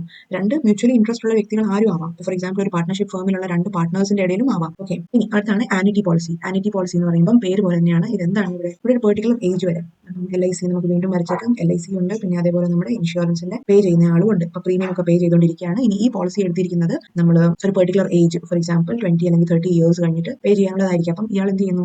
ഈ ഒരു പെർട്ടിക്കുലർ എമൗണ്ട് ഇങ്ങനെ പേ ചെയ്തുകൊണ്ടിരിക്കുന്നത്. എന്നിട്ട് ഈ ഒരു പോളിസി മെച്യൂർ ആയി കഴിയുമ്പോൾ മാത്രമാണ് ഇൻഷുറൻസ് കമ്പനി ഈ എമൗണ്ട് പേ ചെയ്യുന്നത്. ആനിറ്റി പോളിസി എന്ന് പറയും. ഇനി നെക്സ്റ്റ് ആണ് ചിൽഡ്രൻസ് എൻഡോമെന്റ് പോളിസി. ഈ പോളിസി എന്തിനാണ്? പേര് പോലെ തന്നെ ചിൽഡ്രൻസിന്റെ എൻഡോമെന്റ് പോളിസിയാണ്. അപ്പോൾ ഈ കുട്ടികൾക്ക് വേണ്ടിയിട്ട് നമ്മൾ അവരുടെ ഹയർ എഡ്യൂക്കേഷന് വേണ്ടിയിട്ട്, അതല്ലെങ്കിൽ അവരുടെ മാരേജിന് വേണ്ടിയിട്ട്, ഇതിനൊക്കെയാണ് ഏറ്റവും കൂടുതൽ എക്സ്പെൻസസ് ലൈഫിൽ അവർ ബെയർ ചെയ്യേണ്ടി വരിക. അപ്പം ഈ ഇങ്ങനെ 1-2 കാര്യങ്ങൾക്കൊക്കെ വേണ്ടിയിട്ടാണ് ഈ പറഞ്ഞ പോളിസി എടുക്കുന്നത്. അപ്പം സ്വാഭാവികമായിട്ടും ഇവിടെ മെച്യൂർ ആകുമ്പോഴത്തേക്കും ആ ഒരു പെർട്ടിക്കുലർ എമൗണ്ട് കുട്ടികൾക്ക് ഹാൻഡ് ഓവർ ചെയ്യും. അവരുടെ ആ ഒരു പെർട്ടിക്കുലർ പേരൻസിനോ അല്ലെങ്കിൽ പേരൻസ് അതിന് മുന്നേ വെച്ച് പോവുകയാണെങ്കിൽ കുട്ടികൾക്ക് അതിന്റെ ബെനിഫിറ്റ് കിട്ടും. നെക്സ്റ്റ് ആണ് ഫയർ ഇൻഷുറൻസ്. അപ്പോൾ ഫയർ ഇൻഷുറൻസിന്റെ സ്പെഷ്യാലിറ്റി എന്താണ്? നമ്മൾ നേരത്തെ പോലെ തന്നെ നമ്മുടെ എൽ ഐ സി അല്ലല്ലോ, നമ്മുടെ ഫയർ ഇൻഷുറൻസ് പ്രൊവൈഡ് ചെയ്യുന്ന കമ്പനി അവർ ആ ഒരു ഇൻഷുർഡിന്റെ അടുത്തുനിന്ന് സ്വീകരിക്കുകയാണ്. എന്ത്? പ്രീമിയം. ഇൻഷുർഡിന്റെ അടുത്ത് നിന്ന് പ്രീമിയം സ്വീകരിക്കുകയാണ്. ഓക്കെ, ഇതാരാണ്? ഇൻഷുറർ പ്രീമിയം സ്വീകരിക്കുകയാണ്. എന്തിനു വേണ്ടിയിട്ടാണ്? ഇയാളുടെ വീടോ അല്ലെങ്കിൽ ഇയാളുടെ ഷോപ്പോ എന്തെങ്കിലും തീപിടുത്തം കൊണ്ട് നശിച്ചു പോയി കഴിഞ്ഞാൽ അതിൽ നിന്നുണ്ടാകുന്ന ലോസിന് നമ്മൾ ബെയർ ചെയ്യാൻ വേണ്ടിയിട്ട് അല്ലെങ്കിൽ അതിനെ കോമ്പൻസേറ്റ് ചെയ്യാൻ വേണ്ടിയിട്ടാണ് ഈ ഫയർ ഇൻഷുറൻസ് എടുക്കുന്നത്. ഇനി അടുത്ത് നമുക്കാണ് മെറൈൻ ഇൻഷുറൻസ്. ഈ മെറൈൻ ഇൻഷുറൻസ് എന്ന് പറയുമ്പോൾ നമുക്കറിയാം മെറൈൻ എന്ന് പറഞ്ഞ പേര് കൊണ്ട് തന്നെ വാട്ടർ അല്ലെ. അപ്പൊ ഈ വെള്ളത്തിൽ നമ്മൾ ഷിപ്പ് വഴി പോകുന്നവരും നാവികരും പിന്നെ അവരൊക്കെ എന്ന് വെച്ചാൽ സെയിൽ ചെയ്ത് പോകുമ്പോഴത്തേക്കും അവിടെയും എന്ത് പറ്റാം, ഇങ്ങനെ അപകടങ്ങൾക്കുള്ള സാധ്യത ഉണ്ട്. അപ്പം അതിൽ അതായത് മെറൈൻ വെള്ളത്തിൽ നമ്മൾ സഞ്ചരിക്കുമ്പോൾ അല്ലെങ്കിൽ ട്രാവൽ ചെയ്യുമ്പോൾ എന്താ പറയുക ഇൻഷുറൻസ് അല്ലെങ്കിൽ ഈ പറഞ്ഞ ലോസസ് മെറൈൻ ആയിട്ടുള്ള ലോസസിനെതിരെ പ്രൊട്ടക്ട് ചെയ്യാൻ വേണ്ടിയിട്ടാണ് നമ്മൾ മെറൈൻ ഇൻഷുറൻസ് എടുക്കുന്നത്. ഇവിടെ ജസ്റ്റ് ടെക്സ്റ്റ് ബുക്കിന്റെ അകത്ത് കുറച്ച് ഡിഫറൻസിയേഷൻ ഒക്കെ ഇങ്ങനെ കൊടുത്തിട്ടുണ്ട്. Life insurance, fire insurance, marine തമ്മിലൊക്കെ ഇത് കൊടുത്തിട്ടുണ്ട്. അതൊക്കെ ജസ്റ്റ് ഒന്ന് റെഫർ ചെയ്ത് നോക്കുക. ഇനി മെറൈൻ ഇൻഷുറൻസ് തന്നെ പല രീതിയിലുണ്ട്. ഇതൊക്കെ എന്ന് വെച്ചാൽ എടുക്കുന്നത് ബേസിക്കലി ഷിപ്പൊക്കെ ഓടിക്കുന്നവരും പിന്നെ ഷിപ്പിലൊക്കെ സഞ്ചരിക്കുന്നവരും ഒക്കെയാണ് ബേസിക്കലി എടുക്കുന്ന അങ്ങനത്തെ കമ്പനീസും ആൾക്കാരൊക്കെയാണ് എടുക്കുക. അപ്പം ഇവിടെ എന്താ ഉദ്ദേശിക്കുന്നതാണ് റൂൾസ് എല്ലാം റൂൾസ് തന്നെ. ഇവിടെ ഉദ്ദേശിക്കുന്ന ഒരു ലോസ് എന്താണ് മെറൈൻ അല്ലെങ്കിൽ ഇവിടെ വരാവുന്ന സാധ്യതകളെ പറ്റി അല്ലെങ്കിൽ പ്രോബ്ലംസിനെ പറ്റിയാണ് നമ്മൾ ഇൻഷുറൻസ് എടുക്കുന്നതെന്നേ ഉള്ളൂ. ഹാപ്പനിങ് ഓഫ് ലോസ് ആണ് ഇവിടെ ഉദ്ദേശിക്കുന്ന റിസ്ക് എന്ന് പറയുമ്പോൾ. അപ്പോൾ നമ്മൾ ഷിപ്പിൽ യാത്ര ചെയ്ത് പോകുമ്പോൾ നമ്മൾ ആരും പ്രതീക്ഷിക്കുന്നില്ല 100% നമുക്ക് വിശ്വാസം എന്താണ് ഇല്ല നമ്മൾ സേഫ് ആയിരിക്കും എന്നുള്ളത്. പക്ഷെ അവിടെ അന്നേരം ഒരു 1% എന്ന് പറയുമ്പോൾ എന്തുണ്ട് അവിടെ ലോസ് സംഭവിക്കാനുള്ള ചാൻസ് ഉണ്ടെന്ന് മനസ്സിലാക്കുക. അപ്പോൾ ആ ഒരു 1%ത്തിനെ ഓർത്തിട്ടാണ് നമ്മൾ ഇൻഷുറൻസ് എടുക്കുന്നതെന്ന് മനസ്സിലാക്കുക. ഇനി ഇവിടെ തന്നെ എന്താണ് 3 ടൈപ്പിലുള്ള ഇൻഷുറൻസസ് പോസിബിൾ ആണ്. ഒന്നാമത്താണ് ഷിപ്പ് ഓർ ഹൾ ഇൻഷുറൻസ്. അതായത് നമ്മുടെ ഷിപ്പിന് അതല്ലെങ്കിൽ അതിന്റെ ഹള്ളിൽ ഷിപ്പ് പാർക്ക് ചെയ്യുന്ന സ്ഥലം. ഓക്കെ, ഷിപ്പ് പാർക്ക് ചെയ്യുന്ന സ്ഥലമാണ് ഹള്ള്. അപ്പം ഈ ഒരു ഏരിയ അല്ലെങ്കിൽ ഈ ഒരു സിറ്റുവേഷൻ ഇവിടെ എന്തെങ്കിലും ഡാമേജ് വരികയാണെങ്കിൽ ഷിപ്പിന് എന്തെങ്കിലും പ്രോബ്ലം വരികയാണെങ്കിൽ ലോസ് ഉണ്ടാവുകയാണെങ്കിൽ അതിനെതിരെയുള്ള ഇൻഷുറൻസ് ആണ് ship or hull insurance. Next ആണ് കാർഗോ ഇൻഷുറൻസ്. കാർഗോ എന്ന് വെച്ചാൽ എന്താണ് നമ്മുടെ കാർഗോ പാന്റ് ഓർക്കറിൽ കാർഗോ എന്ന് പറയുമ്പോഴത്തേക്ക് ഷിപ്പിലെ എന്താ പറയുക ഗുഡ്സിനെയാണ് പറയുന്നത് കാർഗോ. ഷിപ്പ് വഴി ട്രാൻസ്പോർട്ട് ചെയ്യുന്ന ഗുഡ്സ് ആണ് കാർഗോ. അപ്പോൾ ഈ കാർഗോയ്ക്ക് എന്തെങ്കിലും ഡാമേജ് പറ്റുവാണ്, തീ പിടിക്കുവാണ്, അതല്ലെങ്കിൽ തെഫ്റ്റ് കടലിൽ വീണ് പോവുകയാണ്, അല്ലെങ്കിൽ എന്താണ് കള്ളം കയറി അത് കൊണ്ടുപോവുകയാണ്, അങ്ങനെയൊക്കെ സംഭവിക്കുകയാണെങ്കിൽ എന്ത് സംഭവിക്കും? അതിനാണ് നമ്മൾ കാർഗോ ഇൻഷുറൻസ് എടുക്കുന്നത്. ഷിപ്പല്ല, ഷിപ്പിനുള്ളിലുള്ള സാധനങ്ങളുടെ മേലാണ് നമ്മൾ എടുക്കുക. ഇനി അടുത്താണ് ഫ്രൈറ്റ് ഇൻഷുറൻസ്. FREIGHT. നമ്മൾ ഇൻഷുറൻസ് പഠിക്കുന്നതിന് മുന്നേ അക്കൗണ്ടൻസിയിലൊക്കെ നമ്മൾ കണ്ടിട്ടുണ്ട് അല്ലെ, ഫ്രൈറ്റ് ചാർജസ് എന്നൊക്കെ, ഫ്രൈറ്റ് പെയ്ഡ് എന്നൊക്കെ. അപ്പോൾ ഇതാണ് ഫ്രൈറ്റ് ഇൻഷുറൻസ് എന്ന് പറയുമ്പോൾ എന്താണ് നമ്മുടെ ഷിപ്പ് യാത്ര ചെയ്ത് പോകുമ്പോൾ ഡെസ്റ്റിനേഷൻ 1ൽ നിന്ന് ഒരു ഷിപ്പ് വരയ്ക്കാനാണ് നോക്കിയത്, പക്ഷേ വേറെ എന്തുവായി. ഓക്കെ അപ്പൊ നമ്മുടെ ഷിപ്പ് ഡെസ്റ്റിനേഷൻ 1ൽ നിന്ന് അടുത്തൊരു ഡെസ്റ്റിനേഷൻ വരെ പോകുന്നതിന്റെ ഇടയിൽ എന്തെങ്കിലും രീതിയിലുള്ള പ്രോബ്ലംസ്, ലോസസ് അല്ലെങ്കിൽ എന്താണ് കപ്പൽ മുങ്ങിപ്പോയി അങ്ങനെ എന്തെങ്കിലുമൊക്കെ സംഭവിച്ചു പോയി കഴിഞ്ഞാൽ ഉണ്ടാവുന്ന പ്രോബ്ലംസിനെ ഫേസ് ചെയ്യേണ്ട റിസ്ക് ആണ് അല്ലെങ്കിൽ ആ റിസ്കിനെ ഫേസ് ചെയ്യേണ്ട ഇൻഷുറൻസ് ആണ് ഫ്രൈറ്റ് ഇൻഷുറൻസ്. ഇനി അടുത്ത നമ്മുടെ ബിസിനസ് സർവീസസിൽ, അതായത് നമ്മൾ ഇൻഷുറൻസിനെ പറ്റി പഠിച്ചത് വളരെ ഡീറ്റെയിൽ ആയിട്ട് നമ്മൾ ഏകദേശം കണ്ടു. ഇനി നമുക്ക് അടുത്ത് നോക്കാനുള്ളതാണ് കമ്മ്യൂണിക്കേഷൻ സർവീസസ്. ഇനി നമുക്കറിയാം നമ്മുടെ ബിസിനസ് സർവീസസിൽ ഏറ്റവും പ്രധാനപ്പെട്ട ഒരു കാര്യമാണ് കമ്മ്യൂണിക്കേഷൻ സർവീസസ്. പ്രോപ്പർ ആയിട്ടുള്ള ഒരു കമ്മ്യൂണിക്കേഷൻ സിസ്റ്റം ഇല്ലാന്നുണ്ടെങ്കിൽ തീർച്ചയായും അതൊരു ബിസിനസിന്റെ വലിയൊരു ഫ്ലോപ്പ് ആയി മാറും. ഇനി ബിസിനസ് ഏതൊക്കെ രീതിയിലായിരിക്കും കമ്മ്യൂണിക്കേറ്റ് ചെയ്യുക? ഇന്നത്തെ കാലത്തിലുള്ള ബിസിനസ്സുകൾ എന്ന് പറയുമ്പോൾ ഇപ്പൊ നമ്മുടെ ടെക്സ്റ്റ് ബുക്ക് ഒക്കെ ഫ്രെയിം ചെയ്തേക്കുന്നത് ഏതോ ഒരു കാലത്തൊക്കെയുള്ള സിലബസ് ആണ്. അതുകൊണ്ടാണ് പോസ്റ്റൽ സർവീസസ് വരെ ഇതിൻ്റെ അകത്തുള്ളത്. പക്ഷെ അത് ഇല്ലായികയല്ല അല്ലേ. അപ്പം നമുക്ക് ജസ്റ്റ് സ്റ്റഡി ചെയ്യാം. പുതിയ രീതിയിലുള്ള സർവീസസും ഉണ്ട്, അതേപോലെ ട്രഡീഷണൽ സർവീസസും ഉണ്ട്. ഇപ്പൊ ഇന്നത്തെ കാലത്ത് എന്ന് പറയുമ്പോൾ നമുക്ക് എല്ലാ മൊബൈൽ ഫോൺസും എല്ലാം വെച്ച് കണക്റ്റഡ് ആയതുകൊണ്ട് നമുക്ക് അതൊരു അഡ്വാൻസ് ടെക്നോളജി ഒരു വലിയൊരു ബ്ലെസ്സിംഗ് ആണ്. അത് കൂടാണ്ട് പണ്ട് കാലത്തെ പോസ്റ്റൽ സർവീസസിന് മേലായിരുന്നു മെയിൻ ആയിട്ട് ഡിപെൻഡ് ചെയ്തുകൊണ്ടിരുന്നത്. അപ്പോൾ ഏറ്റവും ആദ്യം നമുക്ക് നോക്കാം പോസ്റ്റൽ സർവീസസ്. അപ്പോൾ നമുക്ക് നമ്മുടെ രാജ്യത്തിൽ നമ്മുടെ ഇവിടുത്തെ മെയിൻ ആയിട്ടുള്ള പോസ്റ്റൽ സർവീസ് പ്രൊവൈഡ് ചെയ്യുന്ന ഒരു ഏജൻസിയാണ് ഇന്ത്യ പോസ്റ്റ് അല്ലെങ്കിൽ ഇന്ത്യ പോസ്റ്റിന്റെ സർവീസസ്. ഇന്ത്യ പോസ്റ്റ് എന്ന് പറയുമ്പോൾ അതറിയാലോ ഗവൺമെന്റിന്റെ ഒരു സെക്ടറാണ് പോസ്റ്റൽ ഡിപ്പാർട്ട്മെന്റ്. അതിന് പല എന്താണ് സബ് ആയിട്ടുള്ള പോസ്റ്റ് ഓഫീസുകളുണ്ട്. പിന്നെ അവരുടെ സേവനം എന്ന് പറയുന്നത് പല രീതിയിലാണ് ഡിവൈഡ് ചെയ്തിരിക്കുന്നത്. ഫിനാൻഷ്യൽ ഫെസിലിറ്റീസ് എന്ന് പറയുമ്പോൾ എന്താണ് പണ്ടത്തെ പോലെ പോസ്റ്റ് അയക്കുക മേടിക്കുക എന്ന് മാത്രമല്ല ഇവിടെ പല രീതിയിലുള്ള എന്താണ് ഫണ്ടുകൾ, അതേപോലെ അക്കൗണ്ടുകൾ, സ്കീമുകളൊക്കെ സ്റ്റാർട്ട് ചെയ്തിട്ടുണ്ട്. പോസ്റ്റ് ഓഫീസിൽ ചെന്ന് കഴിഞ്ഞാൽ അവർ അതിനെപ്പറ്റി ഡീറ്റെയിൽ ആയിട്ട് നമ്മളൊരു ബാങ്കിൽ ചെന്ന് സേവനം സ്വീകരിക്കുന്ന പോലെ തന്നെ നമുക്ക് പോസ്റ്റ് ഓഫീസിലും കുറച്ചൊക്കെ സേവനങ്ങൾ സ്വീകരിക്കാം. പക്ഷേ അത് ടോട്ടലി ഫുൾ ഫ്ലെഡ്ജ്ഡ് ആയിട്ടില്ല. നെക്സ്റ്റ് ആണ് മെയിൽ ഫെസിലിറ്റീസ്. മെയിൽ ഫെസിലിറ്റി എന്ന് പറയുമ്പോൾ നമുക്കറിയാം മെയിൽ അയച്ചു കൊടുക്കുന്നത് അല്ലെ, പാഴ്സലൊക്കെ അയച്ചു കൊടുക്കാൻ വേണ്ടിയിട്ട് നമുക്ക് ഇന്ത്യ പോസ്റ്റിനെ പിന്നെ അതേപോലെ വേറെ കുറെ പ്രൈവറ്റ് ഏജൻസീസ് ഒക്കെ ഉണ്ട്.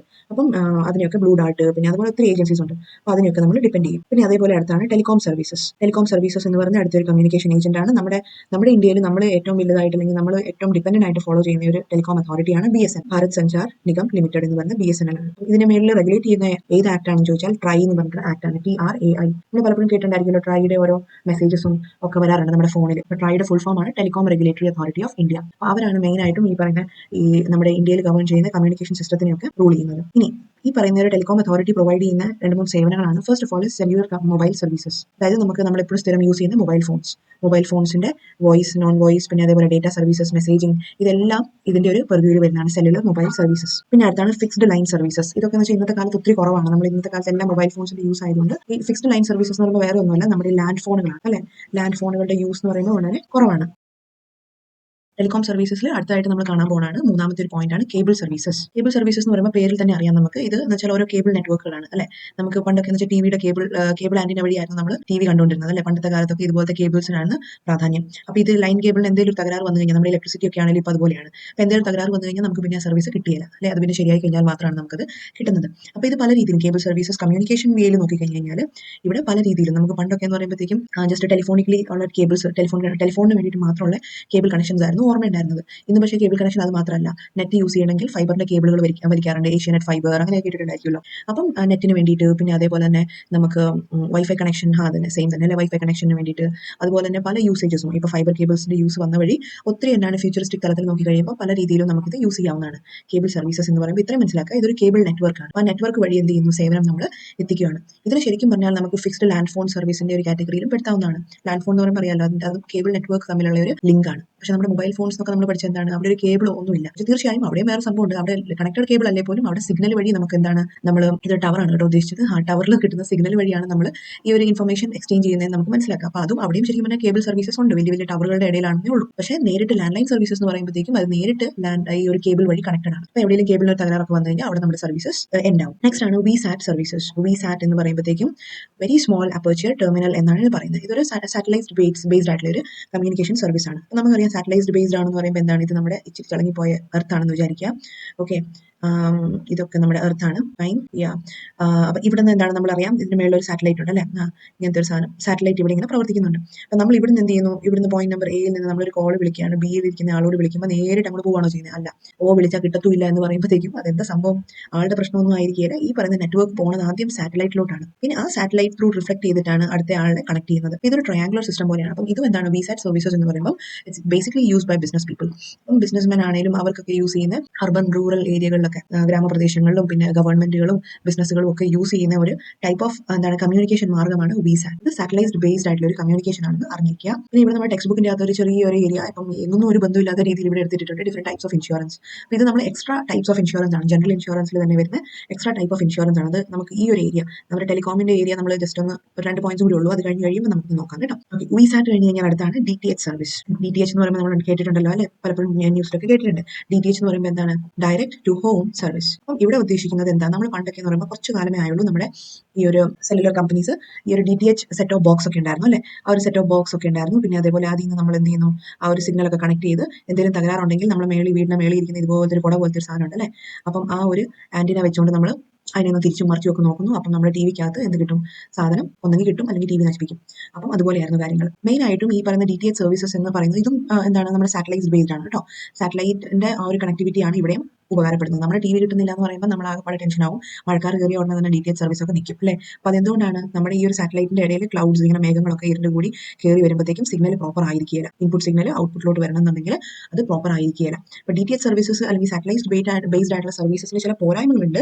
പക്ഷെ എന്നാൽ പോലും അത് നല്ലൊരു സ്പീഡി ആയിട്ടുള്ള രീതിയിലുള്ള ഒരു കേബിൾ നെറ്റ്വർക്ക് സർവീസ് തന്നെ ആണ്. നമുക്ക് ഇതിന്റെ ഇടയ്ക്ക് വിട്ടുപോയ ആ ഒരു ഏരിയ നോക്കാം, അതായത് നമ്മുടെ ടൈപ്സ് ഓഫ് ഇൻഷുറൻസ്. ജസ്റ്റ് ഒന്ന് പറഞ്ഞു പോയാൽ മതി, ജസ്റ്റ് അറിഞ്ഞിരിക്കാൻ എന്താണല്ലോ, ബിക്കോസ് ആ പേരിൽ തന്നെ കാര്യങ്ങൾ ക്ലിയർ ആണ്. First of all is health insurance. Health insurance എന്ന് പറയുമ്പോൾ നമുക്ക് ഓൾറെഡി അറിയാം അല്ലെ, നമ്മുടെ എല്ലാവർക്കും നമുക്കറിയാം, നമ്മളൊരു ഹ്യൂമൻ ബീങ് ആണെങ്കിൽ നമ്മൾ പലതരത്തിലുള്ള മേലായികളിൽ കൂടെ കടന്നു പോകും, മരണം വരും.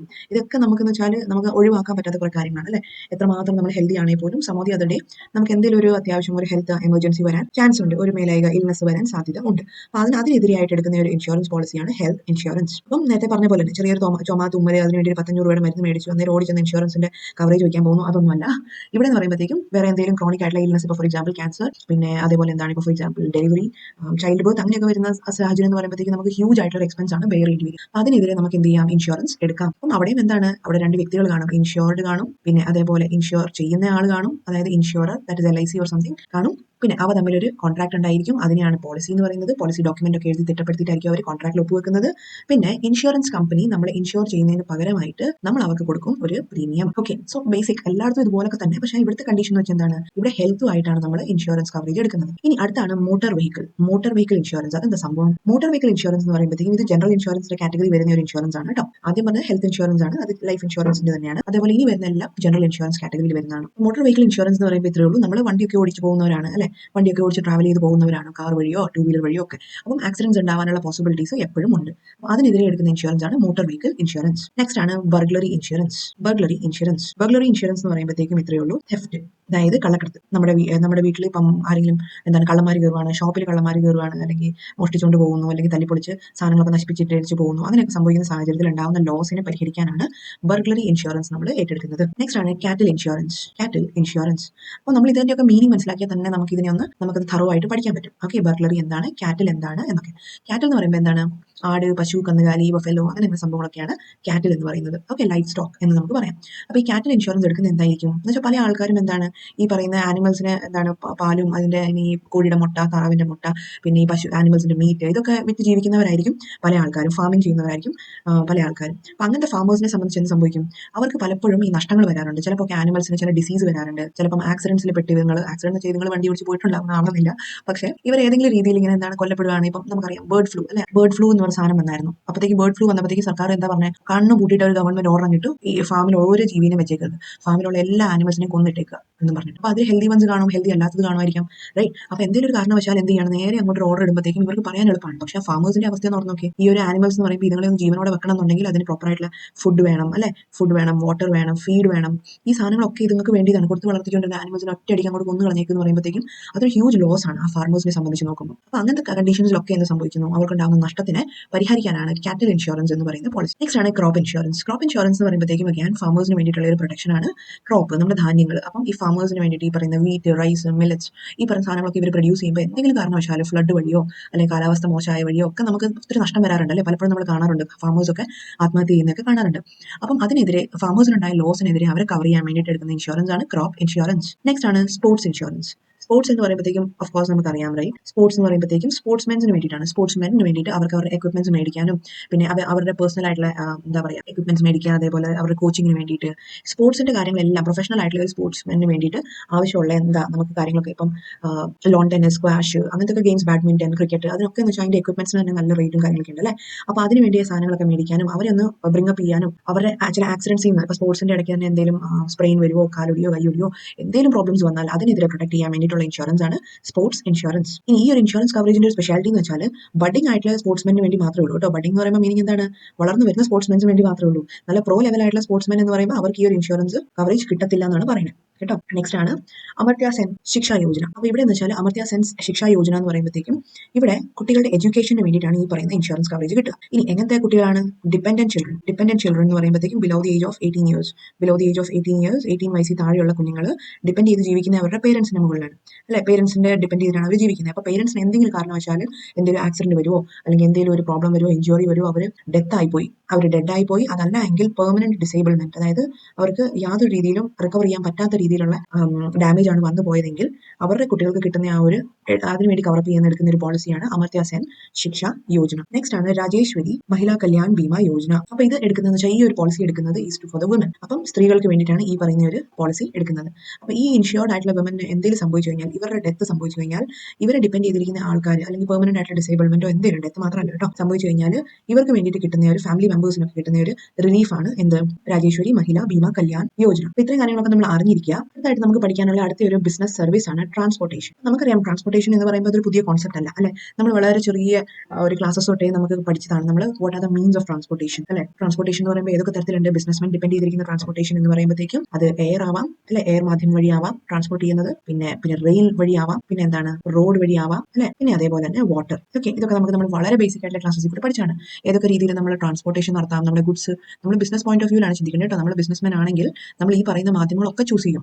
നമ്മൾ ഒരു സ്ഥലത്ത് നിന്ന് നമ്മളിപ്പോൾ ആമസോണിന്റെ ഒരു സാധനം അല്ലെങ്കിൽ ഫ്ലിപ്കാർട്ടിൽ നിന്ന് ഒരു സാധനം ഓർഡർ ചെയ്ത് കഴിഞ്ഞാൽ അത് വേറെ ഒരു ഫോറിൻ കൺട്രി എന്നുള്ള ഒരു സാധനമാണെങ്കിൽ നമ്മൾ എങ്ങനെയാണ് വരുന്നത്, നമ്മുടെ കയ്യിൽ നിന്ന് അത് റെയിൽ വണ്ടിയിലാണോ വരുന്നത് അല്ലെങ്കിൽ നമ്മുടെ ട്രെയിനിലാണോ വരിക, അല്ല അത് എയർ മാർഗം വഴിയായിരിക്കും നമ്മുടെ കയ്യിലോട്ട് എത്തുക. അപ്പോൾ അതിൻ്റെതായ ഇമ്പോർട്ടഡ് ആയിട്ടുള്ള ഗുഡ്സിന്റെ ഇതൊക്കെ ചാർജ് ചെയ്തിട്ട് റേറ്റ് ഒക്കെ ചാർജ് ചെയ്തിട്ടായിരിക്കും നമുക്ക് എടുത്താൽ പോകുന്നത് അല്ലേ. പിന്നെ അതേപോലെ നമ്മളിപ്പം കേരളത്തിൽ നിന്ന് നമ്മൾ കുറച്ച് ഗുഡ്സ് നമ്മൾ എന്ത് ചെയ്യാണ് മഹാരാഷ്ട്രയിലോട്ട് അയക്കുകയാണെങ്കിലോ അത് ചിലപ്പോൾ റോഡ് മാർഗം വഴിയോ അല്ലെങ്കിൽ റെയിൽ മാർഗം വഴിയോ ഒക്കെ ആയിരിക്കും കിട്ടുന്നത്. ഇനി മാൽഡീവ്സ് പോലത്തെ സ്ഥലങ്ങൾ, പോർട്ട്, അതായത് പോർട്ട് എന്ന് പറയുമ്പോൾ അറിയാലോ നമ്മുടെ ഇന്ത്യ ആയിരിക്കാൻ ഉദ്ദേശിച്ചത്. തൽക്കാലം ഇത് നമ്മുടെ ഇന്ത്യയുടെ താഴ്ഭാഗം. ഓക്കെ, ഇത് നമ്മുടെ കേരളം ഇവിടെ ഇച്ചിരി ഭീകരമാണ് എന്നാലും സ്ഥലം. അപ്പോൾ ഇത് നമ്മുടെ കേരളം ഇവിടെ ഇരിക്കുന്നു. ഓക്കെ, അപ്പോൾ നമുക്കറിയാം ഇത് നമ്മളൊരു ഈ കോസ്റ്റിന്റെ ഏരിയയിലാണ് നിൽക്കുന്നത് അല്ലെ, വെള്ളത്തിന്റെ സൈഡിലാണ് നമ്മുടെ ആ ഒരു നാട് സിറ്റുവേറ്റ് ചെയ്യുന്നത്. അപ്പോൾ നമുക്ക് വേറെ എന്ത് ചെയ്യാം, മഹാരാഷ്ട്രയിൽ നിന്ന് ഒരു സാധനം നമുക്ക് എത്തിക്കണമെന്നുണ്ടെങ്കിൽ റോഡ് വഴി മാത്രമല്ല, റെയിൽ വഴി മാത്രമല്ല, നമുക്ക് ഷിപ്പ് വഴി എന്ത് ചെയ്യാം, ഷിപ്പ് വഴി വേണമെങ്കിൽ എത്തിക്കാം അല്ലെ, ഷിപ്പ് വഴി വേണമെങ്കിൽ എത്തിക്കാം. പിന്നെ അതേപോലെ വേറെ കൺട്രീസിൽ നിന്ന് നമ്മൾ ഈ പോർട്ടിന്റെ ഇപ്പം നടുക്ക് നിൽക്കുന്ന ഇപ്പോൾ ഡൽഹി പോലത്തെ സ്ഥലങ്ങളിലോട്ടൊക്കെയാണ് എത്തിക്കുന്നതെങ്കിൽ നമുക്ക് ചിലപ്പോൾ എത്തിക്കാൻ ബുദ്ധിമുട്ടായിരിക്കും. അത് ചിലപ്പോൾ റോഡ് മാർഗം വഴിയോ റെയിൽ മാർഗം വഴിയോ ഒക്കെ ആയിരിക്കും എളുപ്പം. ഈവൻ എയർ മാർഗം വഴിയാണെങ്കിലും എളുപ്പമാണ്, കുറച്ച് കോസ്റ്റിന് മാത്രം വരുന്നുള്ളൂ. അപ്പം ഏത് സ്ഥലത്തോട്ടാണ് നമ്മൾ എത്തിക്കുന്നതെന്ന് വെച്ചാൽ അതനുസരിച്ചായിരിക്കും നമ്മൾ ഈ ഒരു മാർഗം ഡിസൈഡ് ചെയ്യുന്നത്. ഇപ്പോൾ കേരളത്തിൽ നമ്മളൊരു ഗുഡ്സ് നമ്മൾ വെസ്റ്റ് ബംഗാളിലോട്ട് അയക്കാനാണെങ്കിൽ നമുക്ക് എന്ത് ചെയ്യാം, ഇവിടെ നമുക്ക് ഈ വാട്ടർ വേ കൂടെ പോവാം അല്ലെ, വാട്ടർ വേ കൂടെ നമുക്ക് ചൂസ് ചെയ്യാവുന്നതേ ഉള്ളൂ. അപ്പം ഇങ്ങനെയൊക്കെയാണ് നമ്മുടെ ട്രാൻസ്പോർട്ടേഷൻ സിസ്റ്റം വർക്ക് ചെയ്യുന്നത്. ഇനി last but not the least warehousing. Warehousing എന്ന് പറയുമ്പോൾ എന്താ ബേസിക്കലി ഇത് ശരിക്കും മീനിങ് വരുന്നത് ഗോഡൌൺസ് ആണ്. നമ്മുടെ ബിസിനസിന്റെ അടുത്ത ഒരു മെയിൻ ആയിട്ടുള്ള ഒരു കോൺസെപ്റ്റ് അല്ലെങ്കിൽ മെയിൻ ആയിട്ടുള്ള ഒരു സേവനമാണ് അവർ ഉപയോഗിക്കുന്ന വലിയൊരു സേവനമാണ് ഗോഡൌൺസ്. ഓക്കെ, അപ്പോൾ നമുക്ക് പലപ്പോഴും അറിയാം നമ്മളിപ്പോൾ ഒരു സാധനം ആമസോൺ അതല്ലെങ്കിൽ ഫ്ലിപ്കാർട്ടിൽ നിന്നൊക്കെ നമ്മൾ ഓർഡർ ചെയ്യാന്ന് വെച്ചോ, ഏതെങ്കിലും ഒരു ഷോപ്പിംഗ് സൈറ്റിൽ നമ്മൾ ഓർഡർ ചെയ്യണം. അപ്പോൾ ഇതിന്റെ ഓഫീസ് എവിടെയാണ് ശരിക്കും, അല്ലെങ്കിൽ ഇതിനെ മാനേജ് ചെയ്യുന്ന ആൾക്കാർ എവിടെ ഇരിക്കുന്നത് എപ്പോഴും ആലോചിച്ചിട്ടുണ്ടോ? അതായത് നമുക്കറിയാം, നമുക്ക് ചുമ്മാ നോക്കിക്കഴിഞ്ഞാൽ ഇപ്പോൾ റിലയൻസിന്റെ മോർ എന്ന് പറഞ്ഞ ഷോപ്പുണ്ട് അല്ലെ, റിലയൻസിന്റെ മോർ എന്ന് പറഞ്ഞ ഷോപ്പുണ്ട്. അപ്പോൾ റിലയൻസിന്റെ കമ്പനി എവിടെയാണെന്ന് ചോദിച്ചു കഴിഞ്ഞാൽ നമ്മൾ ചിലപ്പോൾ ആ ഷോപ്പിൽ പോകാൻ അറിയാം, അവർ സ്റ്റാഫിനെ കാണാൻ പറ്റും, ഇതൊക്കെ ഉണ്ട്. ഇനി അതേപോലെ തന്നെ പല കമ്പനീസും പല ഷോപ്പുകളും നമുക്കറിയാം പേര് കേട്ടിരിക്കുന്നത്, അതിനൊക്കെ ഒരു ഓഫീസ് ഉണ്ട് അല്ലെ. ഇനി ഓൺലൈൻ ആയിട്ടുള്ള ഈ സ്ഥാപനങ്ങളുടെ ഓഫീസ് ഉണ്ടോ ശരിക്കും? ആമസോണിന്റെ ഓഫീസ് ഉണ്ടോ ശരിക്കും? ഇല്ലല്ലേ. അത് വളരെ കൺഫ്യൂസിംഗ് ആയിട്ടുള്ള കോൺസെപ്റ്റ് ആണ്, പലപ്പോഴും ചിന്തിക്കാത്ത ഒരു കോൺസെപ്റ്റ് ആണ്. റൈറ്റ്, ആമസോണിനും അവരുടേതായ ഓഫീസ് ഉണ്ട്, മാനുഫാക്ചറിംഗ് സ്ഥലങ്ങളുണ്ട്, പാക്കേജിംഗ് സ്ഥലങ്ങളുണ്ട്. ഓക്കെ, അതിൽ നിന്നൊക്കെ പ്രോസസ് ചെയ്ത് കഴിഞ്ഞിട്ടാണ് നമ്മുടെ കയ്യിലോട്ട് സാധനം കസ്റ്റമറിന്റെ അടുത്ത് എത്തുന്നത്. ഓക്കെ, അപ്പൊ ഇനി ആമസോണിന്റെ ഒരു ഓഫീസ് ഇന്ത്യയിൽ എവിടെയാണ്, അല്ലെങ്കിൽ നമ്മുടെ കേരളത്തിൽ എവിടെയാണ്? നമ്മൾ ഇന്നൊരു സാധനം ഓർഡർ ചെയ്തു, നേരെ നാളെ അത് പ്രൈം മെമ്പേഴ്സ് ഒക്കെ ആണെങ്കിൽ ഇന്ന് തന്നെ ഡെലിവറി ചെയ്ത് നാളെ തന്നെ കിട്ടും അല്ലേ. ഇപ്പൊ നമ്മൾ പ്രോപ്പർ ആയിട്ടുള്ള ഒരു സിറ്റി ലൊക്കേഷൻ ടൈപ്പ് ഒക്കെ ആണെങ്കിൽ, സിറ്റി കൊച്ചിയിലോ ട്രിവാൻഡ്രത്തൊക്കെ ആണെങ്കിൽ സെയിം ഡേ ഡെലിവറി ആണ്. അതായത് ഇന്ന് നമ്മൾ ഓർഡർ ചെയ്യുന്നു, ഇന്ന് രാവിലെ ഓർഡർ ചെയ്യുന്നു, ഇന്ന് വൈകുന്നേരം തന്നെ കിട്ടും. അതുപോലെയൊക്കെ ഫെസിലിറ്റീസ് ഉണ്ട്. അപ്പോൾ അതെങ്ങനെയായിരിക്കും? ആമസോണിന്റെ സിഇഒ ഒക്കെ എന്ന് പറയുമ്പോൾ അമേരിക്കയിൽ ഇരിക്കുന്ന ആളാണ്. അപ്പോൾ പുള്ളി എന്തെങ്കിലും ഇടപെട്ടിട്ടാണോ അങ്ങനെ കിട്ടുന്നത്? ഒരിക്കലും അല്ല. ഇതെന്താണെന്ന് വെച്ചാൽ ആമസോൺ US ബേസ്ഡ് ആണെങ്കിൽ പോലും അവർക്ക് എല്ലാ കൺട്രീസിലും ഇപ്പോൾ എന്തുണ്ട്, അവരുടെ ഓഫീസസും സബ് ഓഫീസസും ഒക്കെ ഉണ്ട്. അപ്പോൾ നമ്മുടെ കേരളത്തിൽ നമ്മുടെ ഈ ഒരു ചെറിയൊരു ഏരിയ തന്നെ അവർക്ക് ചെറിയൊരു ഗോഡൌൺ കാണും, വെയർ ഹൗസ് അല്ലെങ്കിൽ ഗോഡൌൺ കാണും. അപ്പോൾ ഇവിടെ വരുന്ന എല്ലാ സ്റ്റോക്കുകളും ഇങ്ങോട്ട് ഇങ്ങനെ ലംപപ്പ് ചെയ്ത് ഇങ്ങോട്ട് കൂട്ടി വെക്കും. എന്നിട്ട് ഏറ്റവും ഫസ്റ്റ് വന്ന ഏതാണ്, അല്ലെങ്കിൽ ഡെലിവറിയുടെ ഡേറ്റ് അനുസരിച്ച് അത് കസ്റ്റമറിന്റെ അടുത്തോട്ട് ഡെലിവർ ചെയ്യും. മനസ്സിലായില്ലേ? അപ്പം വെയർ ഹൗസസ് ഇനി നമ്മൾ ആലോചിക്കുകയാണ്, ഇതുപോലത്തെ ഗോഡൌണുകളൊന്നും ഇല്ലാന്ന് വിചാരിച്ചു നേരിട്ട് US സാധനങ്ങൾ അവർ അയക്കുവാണെങ്കിലോ നമുക്ക് ഇന്ന് ഓർഡർ ചെയ്ത് നാളെ കിട്ടുമോ? ഒരിക്കലും കിട്ടിയില്ല. പിന്നെ ഈ ഒരു പ്രൈസസിൽ നമുക്ക് കിട്ടുമോ? ഒരിക്കലും കിട്ടത്തില്ല. മനസ്സിലായില്ലേ? അതാണ് ഗോഡൌൺസിന്റെ സ്പെഷ്യാലിറ്റി. ഇനി നമുക്ക് പഠിക്കേണ്ടത് what are the various types of godowns ആണ്. ഈ ഗോഡൌൺസിന് തന്നെ ഒത്തിരി ഉപകാരമുള്ള സാധനമാണ് ഗോഡൌൺസ്. അപ്പോൾ ചില കമ്പനികൾ എന്ത് ചെയ്യും, ആ ഗോഡൌണുകൾ സ്വന്തമായിട്ടുള്ളത് കാണാം, ഇനി അതല്ലാണ്ട് വാടകയ്ക്ക് മേടിക്കുന്നതും ഉണ്ടായിരിക്കും. ഗോഡൌൺ സർവീസസ് ഓഫർ ചെയ്യുന്ന ഏജൻസീസും ഉണ്ടായിരിക്കും. Next types of warehouses. അപ്പോൾ ടൈപ്സ് ഓഫ് വെയർ ഹൗസസ് എന്ന് പറഞ്ഞു നോക്കുമ്പോൾ നമുക്ക് കാണാൻ പറ്റും ഇവിടെ പ്രൈവറ്റ് വെയർ ഹൗസസ് ഉണ്ട്, പബ്ലിക് വെയർ ഹൗസസ്. ഇതിന് നമ്മളൊന്ന് വരയ്ക്കുവാണെങ്കിൽ ഇതിനെ ഒരു 5 കാറ്റഗറിയിൽ നമുക്ക് വരയ്ക്കാൻ പറ്റും. ഒന്നാമത്തതാണ് private warehouses. Private warehouses എന്ന് പറയുന്നത് എന്താണ്?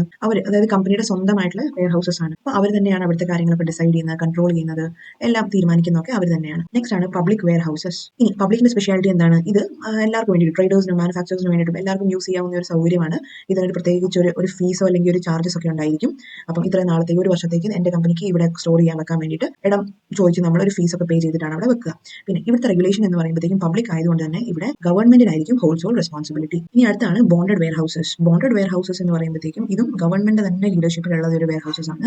ഇവിടുത്തെ സ്പെഷ്യാലിറ്റി എന്ന് വെച്ചാൽ ഇമ്പോർട്ട് ചെയ്യുന്ന ഗുഡ്സ് നമുക്കറിയാം, ഇമ്പോർട്ട് ഡ്യൂട്ടി ഒക്കെ പേ ചെയ്താൽ മാത്രമാണ് നമുക്ക് ഈ ഗുഡ്സിനെ നമുക്ക് നമ്മുടെ രാജ്യത്തോട്ട് ഇറക്കാൻ പറ്റുന്നത് അല്ലേ. അപ്പോൾ ഇമ്പോർട്ടഡ് ആയിട്ടുള്ള ഗുഡ്സിനെയാണ് ഇവിടെ സ്റ്റോർ ചെയ്ത് വെക്കുന്നത്. അപ്പോൾ ഇമ്പോർട്ട് ആയിട്ടുള്ള ഗുഡ്സിന്റെ ഫോർമാലിറ്റീസ് ഒക്കെ കഴിയുന്നവരെ അത് ഷിപ്പിൽ നിന്ന് വന്ന് ഇറക്കി ഇത് ഇങ്ങോട്ടാണ് ആദ്യമേ കൊണ്ടുവെക്കുക, ബോണ്ടഡ് വെയർ ഹൗസസിലോട്ട്. അത് കഴിഞ്ഞിട്ട് ചില ടാക്സ്, ഡ്യൂട്ടീസ് ഒക്കെ പേ ചെയ്യാനുണ്ട്. ടാക്സസ്, ഡ്യൂട്ടീസ് ഇതൊക്കെ പേ ചെയ്ത് കഴിയുമ്പോൾ മാത്രമാണ് ഈ ഒരു ഇമ്പോർട്ടഡ് ആയിട്ടുള്ള ഗുഡ്സിനെ അതിന്റെ കസ്റ്റമേഴ്സിലോട്ട് എത്തിക്കാൻ അലൗ ചെയ്യുന്നത്. ഇനി അടുത്താണ് ഗവൺമെന്റ് വെയർ ഹൗസസ്. ഇനി ഈ വെയർ ഹൗസസിന്റെ സ്പെഷ്യാലിറ്റി പറയണ്ടല്ലോ, പേരിൽ തന്നെയുണ്ട്. ഇത് കംപ്ലീറ്റ്ലി ഗവൺമെന്റിന്റെ കയ്യിലാണ് ഇതിന്റെ ഒരു വർക്കിംഗ് ഇരിക്കുന്നത്. ഗവൺമെന്റ് തന്നെയാണ് ഇവിടെ മാനേജ് ചെയ്യുന്നത്. ഇനി ഇങ്ങനത്തെ ചില വെയർ ഹൗസസിന്റെ എക്സാമ്പിൾസ് ഇവിടെ കൊടുത്തിട്ടുണ്ട്. FCI, food corporation of India, state trading corporation, central warehousing corporation. ഇതൊക്കെ പലപ്പോഴും നമുക്ക് FCIയിലോട്ടൊക്കെ നമുക്ക് ജോലി സാധ്യതകളൊക്കെ വിളിക്കാറുണ്ട്, പൊസിഷൻസ് ഒക്കെ വിളിക്കാറുണ്ട്, പലപ്പോഴും കേട്ടിട്ടുണ്ടായിരിക്കുമല്ലോ. നെക്സ്റ്റ് ആണ് കോഓപ്പറേറ്റീവ് വെയർ ഹൗസസ്. ഈ കോഓപ്പറേറ്റീവ് വെയർ ഹൗസസ് എന്ന് പറയുമ്പോൾ എന്താണ്, നമ്മൾ ഓൾറെഡി പറഞ്ഞു, കോഓപ്പറേറ്റീവ് സൊസൈറ്റി പോലത്തെ ഒരു സ്ട്രക്ചർ ആണ് ഇവിടെ. അതായത് നമ്പർ ഓഫ് മെമ്പേഴ്സ് കാണും, ആ മെമ്പേഴ്സ് എല്ലാം കൂടി കൂടിയിട്ട് ഒരു വെയർ ഹൗസസ് സെറ്റ് ചെയ്യുകയാണ്. അവരുടെ തന്നെ സാധനങ്ങൾ സ്റ്റോർ ചെയ്യാനും സേവ് ചെയ്യാനും സെൽ ചെയ്യാനും ഒക്കെ ആയിട്ട്.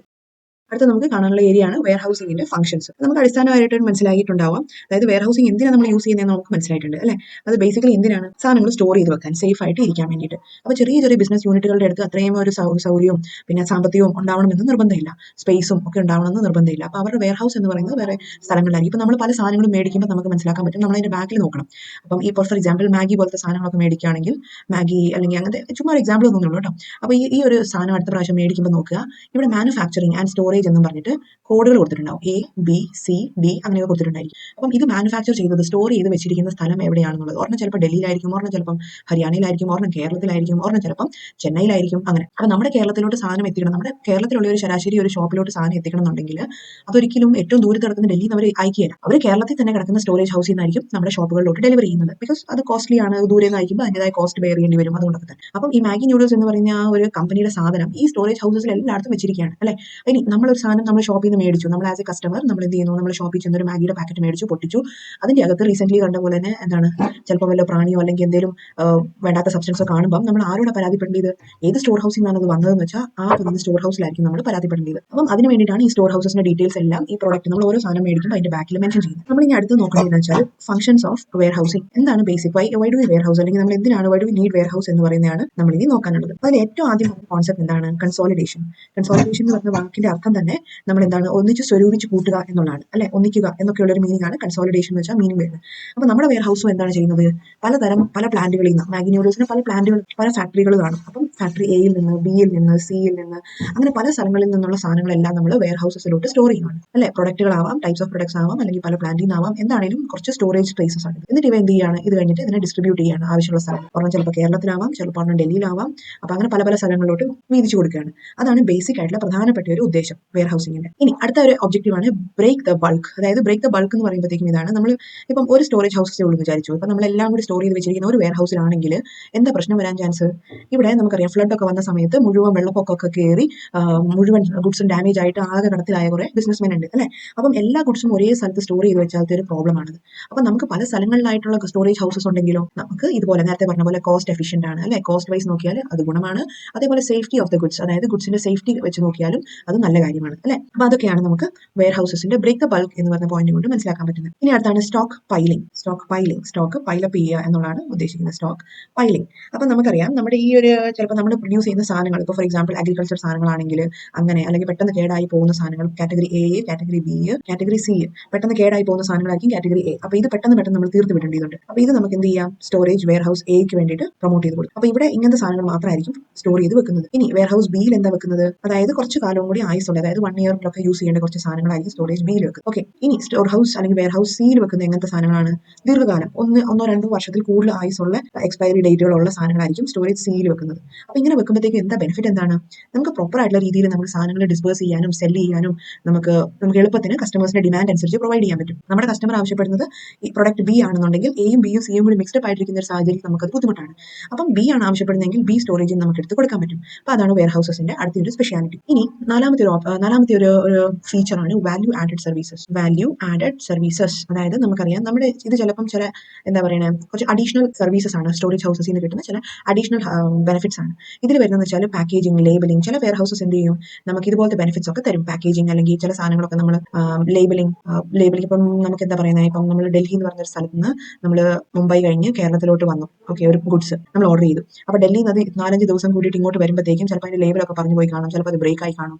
നമ്മൾ ഇപ്പം ഈ ഓൺലൈൻ പർച്ചേസസ് ചെയ്യുന്ന ഒരു എക്സാമ്പിൾ എടുത്തു കഴിഞ്ഞാൽ അത് ഏറ്റവും ബെസ്റ്റ് ആണ്. ബിക്കോസ് പലപ്പോഴും അല്ല, വളരെ റെയർ കേസസിൽ നമുക്കൊരു മെസ്സേജ് വരും, അതായത് എന്താണ്, നമുക്ക് നമ്മുടെ ഗുഡ്സ് റിട്ടേൺ പോയി എന്ന് പറഞ്ഞിട്ട്, നമ്മുടെ കയ്യിൽ വരുന്നതിന് മുന്നേ റിട്ടേൺ പോയി എന്ന് പറഞ്ഞിട്ടൊക്കെ വരാറുണ്ട്. അത് എന്തുകൊണ്ടാണ്, ബിക്കോസ് നമ്മുടെ കയ്യിൽ എത്തുന്നതിന് മുന്നേ തന്നെ അത് ഡാമേജ് ആയി പോയിട്ടുണ്ടെങ്കിൽ അത് ആ വെയർ ഹൗസിൽ തന്നെ അവരെന്ത് ചെയ്യും, അവർ തിരിച്ചയക്കും. എന്നിട്ട് അതിനുള്ള റിട്ടേൺ പ്രൊഡക്റ്റ് അവർ പിന്നെ റീഇഷ്യൂ ചെയ്യുകയോ റീഫണ്ട് ചെയ്യുകയോ ചെയ്യും. അപ്പം അതൊക്കെ എന്ന് പറയുമ്പോൾ വെയർ ഹൗസസിന്റെ ഒരു സ്പെഷ്യാലിറ്റിയാണ്. ഇനി ചെറിയ ഡാമേജസ് ഒക്കെ ഉള്ളൂ അങ്ങനത്തെ സാധനങ്ങളൊക്കെ ആണെങ്കിൽ ഈ വെയർ ഹൗസസ് എന്ത് ചെയ്യും, അതിനെ പരിഹരിച്ച് ലേബലൊക്കെ കറക്റ്റ് ചെയ്ത് അതിനെ റീപാക്ക് ചെയ്ത് കറക്റ്റായിട്ട് ഒന്നുകൂടെ റീപാക്ക് ചെയ്തിട്ട് അവർ കസ്റ്റമറിന്റെ കയ്യിലോട്ട് വീണ്ടും അയക്കും. ഇനി അടുത്ത ഒരു പോയിന്റ് ആണ് സ്റ്റെബിലൈസേഷൻ, പ്രൈസ് സ്റ്റെബിലൈസേഷൻ. ഈ പ്രൈസ് സ്റ്റെബിലൈസേഷൻ എന്ന് പറഞ്ഞ ഫംഗ്ഷൻ കൊണ്ട് ഉദ്ദേശിക്കുന്നത് നമ്മുടെ ഡിമാൻഡ് അനുസരിച്ച് എന്തുമാത്രം ഡിമാൻഡ് ഉണ്ടോ അതനുസരിച്ചുള്ള ഒരു സപ്ലൈ നമുക്ക് പ്രൊവൈഡ് ചെയ്യാൻ വെയർ ഹൗസസ് വഴി സാധിക്കുന്നു. അതായത് എന്തുമാത്രം സപ്ലൈ ഉണ്ട് എന്നുള്ളത് വെയർ ഹൗസസിൽ അറിയാൻ പറ്റും. അതനുസരിച്ചുള്ള ഒരു സപ്ലൈ നമുക്ക് ക്രിയേറ്റ് ചെയ്യാൻ വേണ്ടിയിട്ട് പറ്റും. അപ്പം കമ്പനീസ് എന്ത് ചെയ്യുന്നു, കമ്പനീസ് ഒരു പരിധി കൂടുതൽ നമുക്ക് 100 യൂണിറ്റ്സ് എന്ന് പറഞ്ഞ് പ്രൊഡ്യൂസ് ചെയ്ത് പോകുന്ന കമ്പനിക്ക് മനസ്സിലാക്കാൻ പറ്റും, അവരുടെ വെയർ ഹൗസസ് പറയും, അതായത് 100 യൂണിറ്റ്സ് ഒന്നും പ്രൊഡ്യൂസ് ചെയ്യേണ്ട ആവശ്യമില്ല, അത്രയൊന്നും ചിലവാകുന്നില്ല, ഒരു 80 യൂണിറ്റ്സ് പ്രൊഡ്യൂസ് ചെയ്താൽ മതി എന്ന് പറയുമ്പോൾ ആ കമ്പനി പിന്നെ എന്ത് ചെയ്യും, ഓക്കെ എന്നാൽ 80 യൂണിറ്റ്സ് പ്രൊഡ്യൂസ് ചെയ്തേക്കാന്ന് വിചാരിച്ച് അങ്ങനെ പോകും. ഇനി നമ്മുടെ വെയർ ഹൗസസിന് മനസ്സിലാവും കൂടുതൽ ഡിമാൻഡ് ഒത്തിരി അധികം ഉള്ള ഒരു പ്രൊഡക്റ്റ് ആണെന്നുണ്ടെങ്കിൽ പറയും 100 യൂണിറ്റ്സ് ഒന്നും പോരാ, മറിച്ച് ഒരു 20 യൂണിറ്റ്സ് കൂടി എക്സ്ട്രാ അങ്ങ് പ്രൊഡ്യൂസ് ചെയ്യേണ്ടി വരും എന്ന് പറയും അല്ലെ. സീസൺ ടൈം ഒക്കെ ആണെങ്കിൽ 120 അങ്ങോട്ട് കമ്പനി പ്രൊഡ്യൂസ് ചെയ്യാൻ തുടങ്ങും. അപ്പോൾ ഈ പ്രൈസിന്റെ ഒരു സ്റ്റെബിലൈസേഷൻ, പ്രൊഡക്ഷന്റെ സ്റ്റെബിലൈസേഷൻ ഒക്കെ ചെയ്യുന്നത് വെയർ ഹൗസസ് ആണ്. അപ്പോൾ ഇത്രയായിരുന്നു നമ്മുടെ ഈ ഒരു ചാപ്റ്ററിൽ നമുക്ക് ഓൾ ടുഗദർ പഠിക്കാനുണ്ടായിരുന്നത്. ജസ്റ്റ് ഒന്നുകൂടി നമുക്കൊന്ന് സമറൈസ് ചെയ്ത് നോക്കാം. അതായത് നേച്ചർ ഓഫ് സർവീസസിന്റെ സ്പെഷ്യാലിറ്റി എന്താണെന്ന് നമ്മൾ കണ്ടു, differences between services and goods കണ്ടു, types of services, business services ഉണ്ട്, സോഷ്യൽ ഉണ്ട്, പേഴ്സണൽ. പിന്നെ ബിസിനസ് സർവീസസ് നമുക്ക് ക്ലാസിഫൈ ചെയ്യാന്ന് പഠിച്ചു. പിന്നെ ബാങ്കിങ്ങിനെ പറ്റി പഠിച്ചു, ടൈപ്സ് ഓഫ് ബാങ്ക്സ് നമ്മൾ കണ്ടു, functions of commercial banks, electronic banking, insurance. ഇനി fundamental principles of insurance insurance. അത് എപ്പോഴും ഓർത്തിരിക്കുക, വളരെ ഇമ്പോർട്ടന്റ് ആയിട്ടുള്ള ഒരു കോൺസെപ്റ്റ് ആണ്. Fundamental principles of insurance. അതിന് ഏതെങ്കിലും ഒന്നോ രണ്ടോ എണ്ണം ചോദിക്കാനുള്ള സാധ്യത ഒത്തിരി അധികം ഉണ്ട്. Next functions of insurance, principles of insurance, then types of insurance. Types of insurance നമ്മൾ നേരത്തെ പഠിച്ചായിരുന്നു, ഒരു ചെറിയ ബ്ലോക്ക് ആയിട്ട് ടെക്സ്റ്റ് ബുക്കിലും തന്നിട്ടുണ്ട്. നെക്സ്റ്റ് നമ്മൾ കണ്ടു communication services, telecom services, transportation, warehousing, types of warehouses and functions of warehouses. അപ്പോൾ ഇത്രയൊക്കെയാണ് നമുക്ക് ഈ ഒരു ചാപ്റ്ററിൽ മൊത്തത്തിൽ ഓവറോൾ പഠിക്കാനുള്ള കാര്യങ്ങൾ. അപ്പോൾ ഇതിന്റെ ഒരു ഇമ്പോർട്ടന്റ് ക്വസ്റ്റൻസ് ഒക്കെ ഇങ്ങോട്ട് ഇട്ടേക്കാം, സോൾവ് ചെയ്ത് നോക്കുക. Thank you.